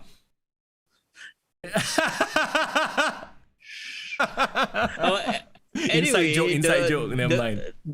The good thing I think about this whole situation is that I want Alexa Bliss to be a centerpiece of the women's division. Yes, I don't want her to just be randomly at one corner. She needs to be a prominent role in Raw because she's one of the most popular wrestlers on Raw. Yes, she was the centerpiece for a while, and then they gave her a break, which is good, But now that she's this new character, she can definitely work to bring up other talent as well. Where is Rhea Ripley? Where is Nikki ASH? Where is Shayna Baszler, Nia Jax. Friggin' have Nia Jax fight Charlotte Flair again lah. No holds barred this time. Real street fight. No. In a lights out match. Where they purposely would just hammer each other. Put her in the proper program. This time not with Doudrop or Eva Marie, and we're good, okay? Damian Priest versus Shamus. I enjoyed the match that they had on Raw. I enjoyed the triple threat that they had with Drew McIntyre. I actually wanted Drew McIntyre to fight Damian Priest because that would have been a fresh matchup. Yeah, isn't this a retread? Yeah. So this seems to me like again law. They had a good match. Let's do it again. But it's whereas AEW is doing all sorts of crazy new fresh matches, this is a lot of retreading here. we know that WWE is one of WWE's big problem is that they keep repeating the matches until they are done to death, and it's so unfortunate. That being said, it should be a good match. I don't think Damian Priest is going to drop the title because he has a lot of momentum and he has been impressive on Raw. Finally, he's been given the spotlight. You know, I'm kind of wishing that they somehow put Johnny Drip into the mix here, but he's another one of those guys. They're doing dirty too. It's like, you know, the Miz is gone. Oh, all of a sudden, John Morrison is just jobbing now. Speaking of which, right? Damian Priest randomly made a return to NXT for the wedding, right? Or did I see that wrongly? He was in the backstage segment, and of course they had to make fun of the whole like, oh, we need a priest for the wedding, Damian Priest. Then you know Austin Theory said that, and it's like okay lah, it works lah. And on an interview he was like, NXT is without NXT there would be no Damian Priest, so I had to come back for 2.0. I was thinking about it, right, and I realized, right, if you think about it, Damian Priest is actually one of the better NXT debuts on the main roster in the last couple of years. And that's not really a high bar, but he has kind of transitioned well into the main roster. What are you talking about, bro? The best NXT to main roster transition has obviously been Fall Don't say it. and Pray. Fall I knew you were going to say it. Pray. Oh, damn. I feel bad. Fucking talk about AEW lah. Let's talk about AEW. Demolition cosplay mofo over there. What's he even doing? I don't even know. I probably just skipped his match on Raw or something. Okay, so I don't know which is going to be the main event. Actually, both have a lot of heat behind it, so it's going to be a toss-up. Roman Reigns with Paul Heyman versus the Demon Finn Balor. Okay, so he's brought back the Demon, spooky. Roman Reigns has kind of been no-selling it, honestly. Yep. Which is a bit like, I know he's this like head of the table, acknowledge me, I don't sweat shit, but I don't know. I feel like Finn has literally no chance here. The problem is, I think they have already spotted the result by announcing that Brock and Roman is going to fight at Crown Jewel. And that's another one, right? It's obviously like, for them, it's a money thing. Like Brock is like, yeah, pay me, bitch. And they're going to do the Saudi thing. And yeah, obviously. I'm just scared they're going to do the Demon character dirty because he has never lost a match as the Demon. And if they're going to lose it just on this like so-called B feud, secondary feud, it's going to be like a disrespect, man. At this point, right, I think Finn's like, don't care. I'm just waiting for my contract to run out. You know what? He deserves it, man. Because I tell you, Finn should have been a multiple-time world champion over and over. Yeah, but no. So the match itself will be a good match. You know, you have two very good talents in there, Roman Reigns, Finn Balor. It's just that you're right. We're going to see the Demon lose, and that character is going to be done dirty. Yeah, and I'm not looking forward to that, even though I am looking forward to the match itself. Unless WWE is all right, we need to swerve. We need something big and newsworthy, and the Demon wins. Can you imagine? Or wins via DQ or some bullshit finish. So wins via DQ, but then retains the title as Roman Reigns? Yeah, so he can still go to Crown Jewel to face the Brock Lesnar lah. Yeah, I mean, that would make a lot of sense. And that would make the Demon want revenge. And he might even interfere in the match at Crown Jewel. So I believe the only way this can be salvaged is if the Demon still comes out with like a victory, even though it's a tainted one. Yeah. And what that could lead to is a triple threat. Roman Reigns, Brock Lesnar, Finn Balor. So, I mean, in that case, you have Finn Balor who can take the loss and protect the beast. If Roman Reigns is to retain, right?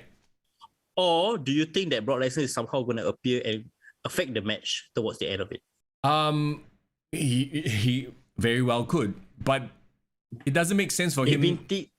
They've been teasing about it though on SmackDown. Remember, they were saying that, do you know whether Brock Lesnar is going to appear on Extreme Rules? Can you confirm it? Remember, he said something like along those lines, Paul Heyman.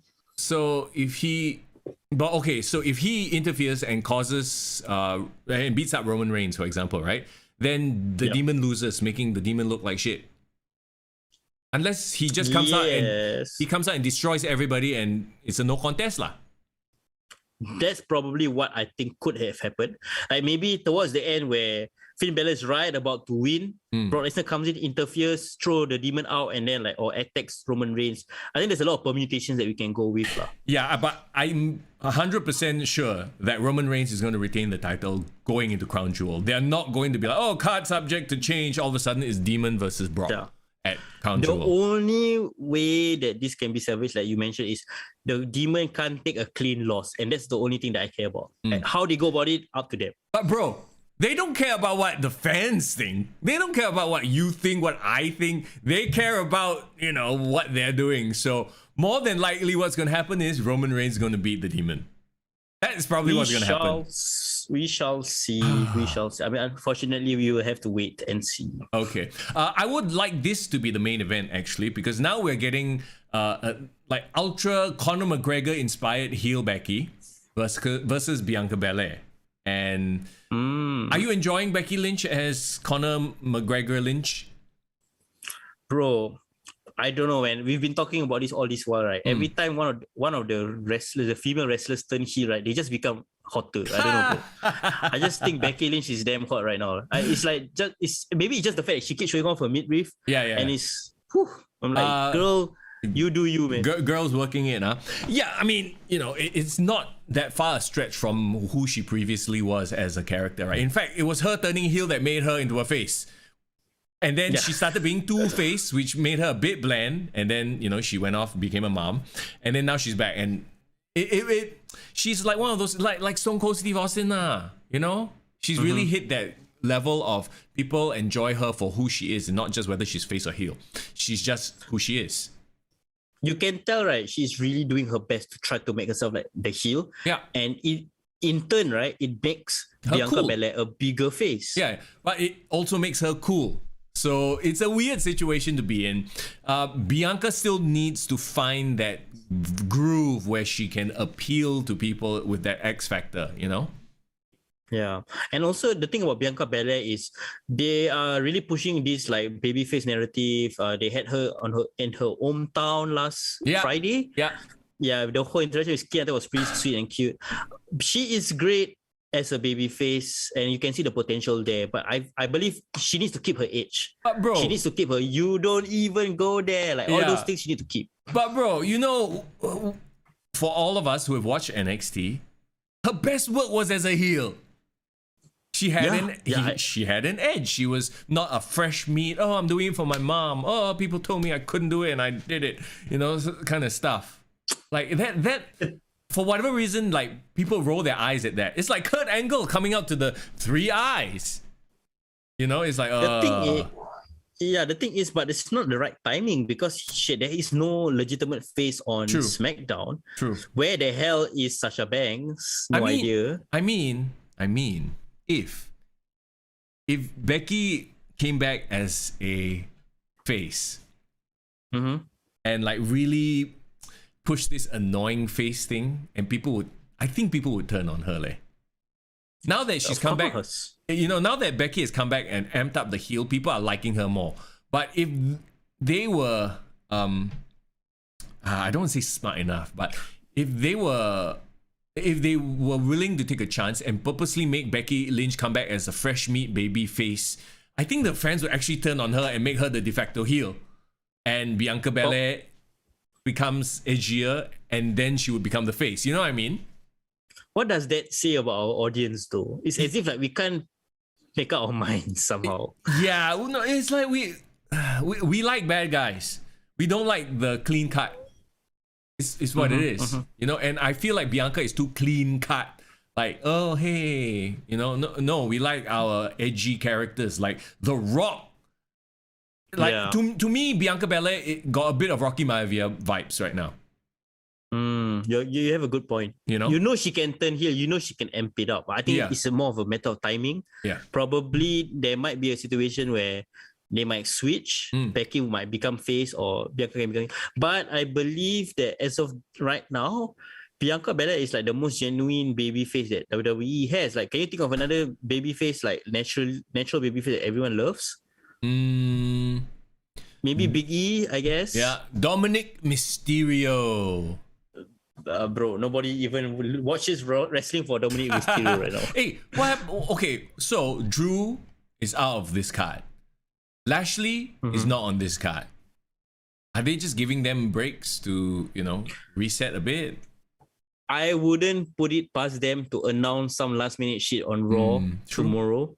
Yeah. On SmackDown. They might you know what? There might even be a Big E versus Bobby Lashley return match for Extreme Rules. They might even announce that. Actually, yeah, that makes a lot of sense. I'm just looking forward more to Survivor Series. I hope that they, do some really cool cross-brand shit to at least make things interesting lah. If I'm not wrong, the draft is early part of October. So does that mean by the time Survivor Series rolls around, there is going to be new rosters? That is quite dumb. That is quite freaking dumb, right? Dumb. Can you imagine they switch, and then it's like, oh, okay, actually you guys have been feuding for a long time already. But then now, because you're on opposite brands, because the draft just happened, you'll fight again. It's like, can you imagine? Yeah. Can you imagine Drew gets drafted to SmackDown and then Survivor Series, Team Lashley versus Team Drew? Like, huh? We just saw that for the better part We've seen this of... before. Yeah, like what? Okay, I hope they're not that dumb. Yeah. Okay, so the couple, like last minute predictions, I think they should have Team RK Bro on the card somehow on Extreme. How can they be the most popular tag from Raw outside of the card? That's one thing. True. Lashley needs to get his return match, even if it's a schmoz. And also, I believe there's gonna be a Big E. Big E's gonna factor into the card because you're gonna talk about a New Day versus the Bloodline somehow. Right? Or they could just blow it off on Monday because they are throwing everything at the wall right now. Okay, like interesting times. Like I'm actually looking forward to watching AEW more than WWE this week. And wow, this is kind of crazy times, huh? We're like switching back and forth. Bro, even though it's not the Monday Night Wars, it's still very much a great time in pro wrestling right now in terms of competition. It's the most fun I've had in at least the last 5 years, for sure. And I hope, I don't know whether the rest of you guys agree on the chat, but I think really watching wrestling, switching back and forth, reading out about the dirt sheets is fun. It's really fun. Plus, now that you think about it, remember we were talking about, they're going to run out of debuts.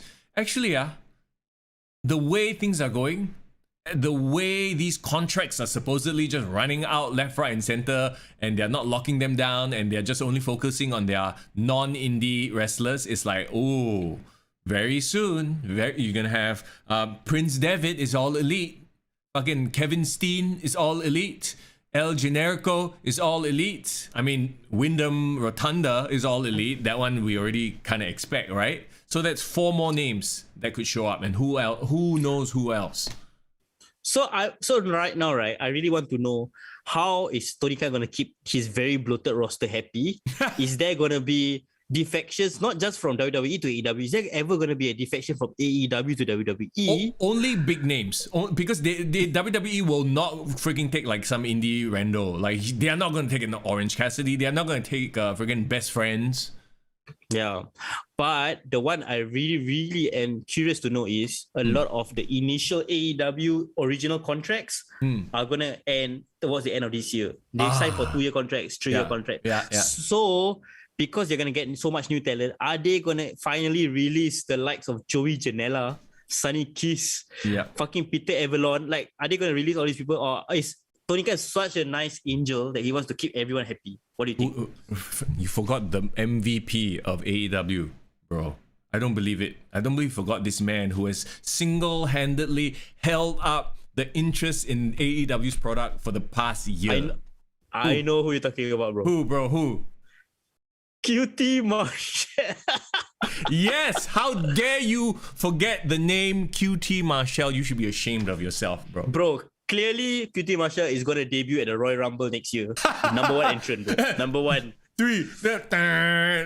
Like some generic shit music plays and then the crowd dies. Like, who the is this guy? The crowd goes mild.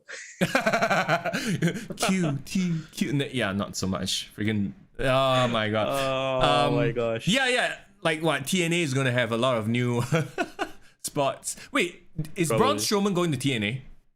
I saw a post. No news of Braun. No, he's gonna do an appearance for EC3. I don't know what match is it. Some indie match, but it's not gonna be. He hasn't been signed by any major companies yet. I'm surprised that he hasn't found a home yet. Maybe he's just waiting for the WWE to call him back, or Either that or they're waiting for them to AEW to fire Lance Archer and replace it with another big guy. Lance Archer will be fine. He'll just go back to doing his Japan stuff, and then switching his heel face status every week. Oh my god! But yeah, you're right. Like AEW's roster is getting more exciting, but it's also getting very bloated. So they need to watch that, and they need to streamline it eventually. Well, I mean, that's why they have AEW Dark, AEW Elevator, and who knows? Maybe they come up with a new, show that Big Show and Mark Henry can call. Sure, why not? As long as Chris Jericho is not on commentary 24/7, I think I'm fine. He can be on commentary on Dark. I don't care. I don't watch Dark, so whatevs.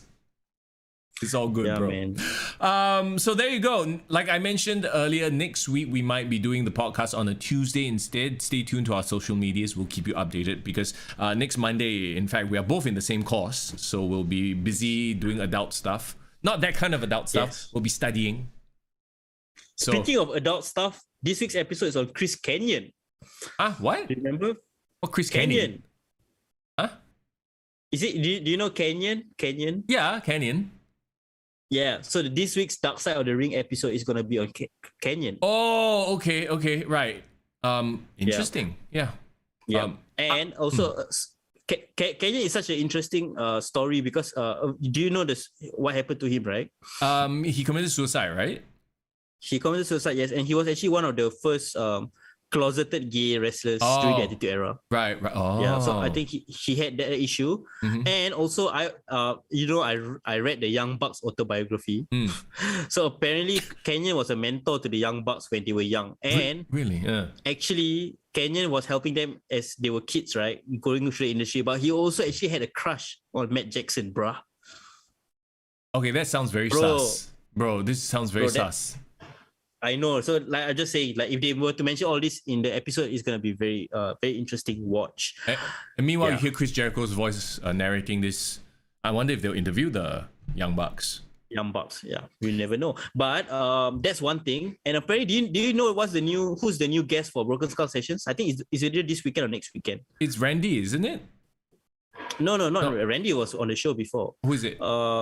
Apparently, okay, it's supposed to be John Cena, but I think they shelved the episode for a later time. Okay. But this week's one is gonna be Seth freaking Rollins. Okay, that will be interesting. Yes, that will be very interesting. Seth is like doing the best work he's been ever doing. I feel with his I don't know. It's like a combination of his Messiah and his architect Trick gimmick. God. Yeah. Like okay lah, can lah. Interesting. I just wish that he was in some kind of higher upper mid card feud, like yeah, he's like the guy having good matches with everyone right now, but I think he eventually will return to the world title feud, hopefully. Correct, and like now he's just having like dream matches with Edge and stuff like that, but he needs to bring up somebody else at this point and not just have his dream matches. So anyway, that's a conversation for a different time. Okay, that's all the wrestling we're going to talk about today. There's always more, but we don't have 10 hours. Yeah, I wish we had, but I tell you what, bro, we might have to do like a long live stream, like during an actual pay-per-view. I think the people that is joining us might be a bit crazy. Wow, freaking have to wake up at 8 a.m. just to do a live stream. Wow, that is a lot of commitment. But if there's something you want us to do, please let us know in the chat or slide into our DMs and let us know. Maybe we can even put up a poll on our Insta stories. Yeah. Hopefully, and we get to thank everyone for joining us today on today's episode. Is it me or is the chat a bit quiet today? Because I didn't get a lot of shoutouts. You're just looking for your own shoutouts, is it? I think at this point, bro. At this point, because we are at 2 p.m. Everyone's like done with lunch and just chilling out in the office. Maybe taking an afternoon nap to our beautiful voices. So if you missed out on anything we've said, you can always check out the Spotify podcast or the podcast on Apple Podcasts. And of course, you can always watch this on replay once this episode is over. Thank you for 100 subscribers. We need more. We need to keep growing the YouTube channel. Yeah, absolutely. Do us a favor, hit subscribe, hit like if you haven't already done so. Okay, we'll see you again next week to review WWE Extreme Rules. Unfortunately, I'm not that excited about that, but we'll review AEW Grand Slam as well. That's what we'll do. All right. Yes. So Hopefully. yeah. In the meantime, have a great rest of your Monday. Have a great week, and we'll see you soon. It's Mr. Young. And it's far in the building. Take care.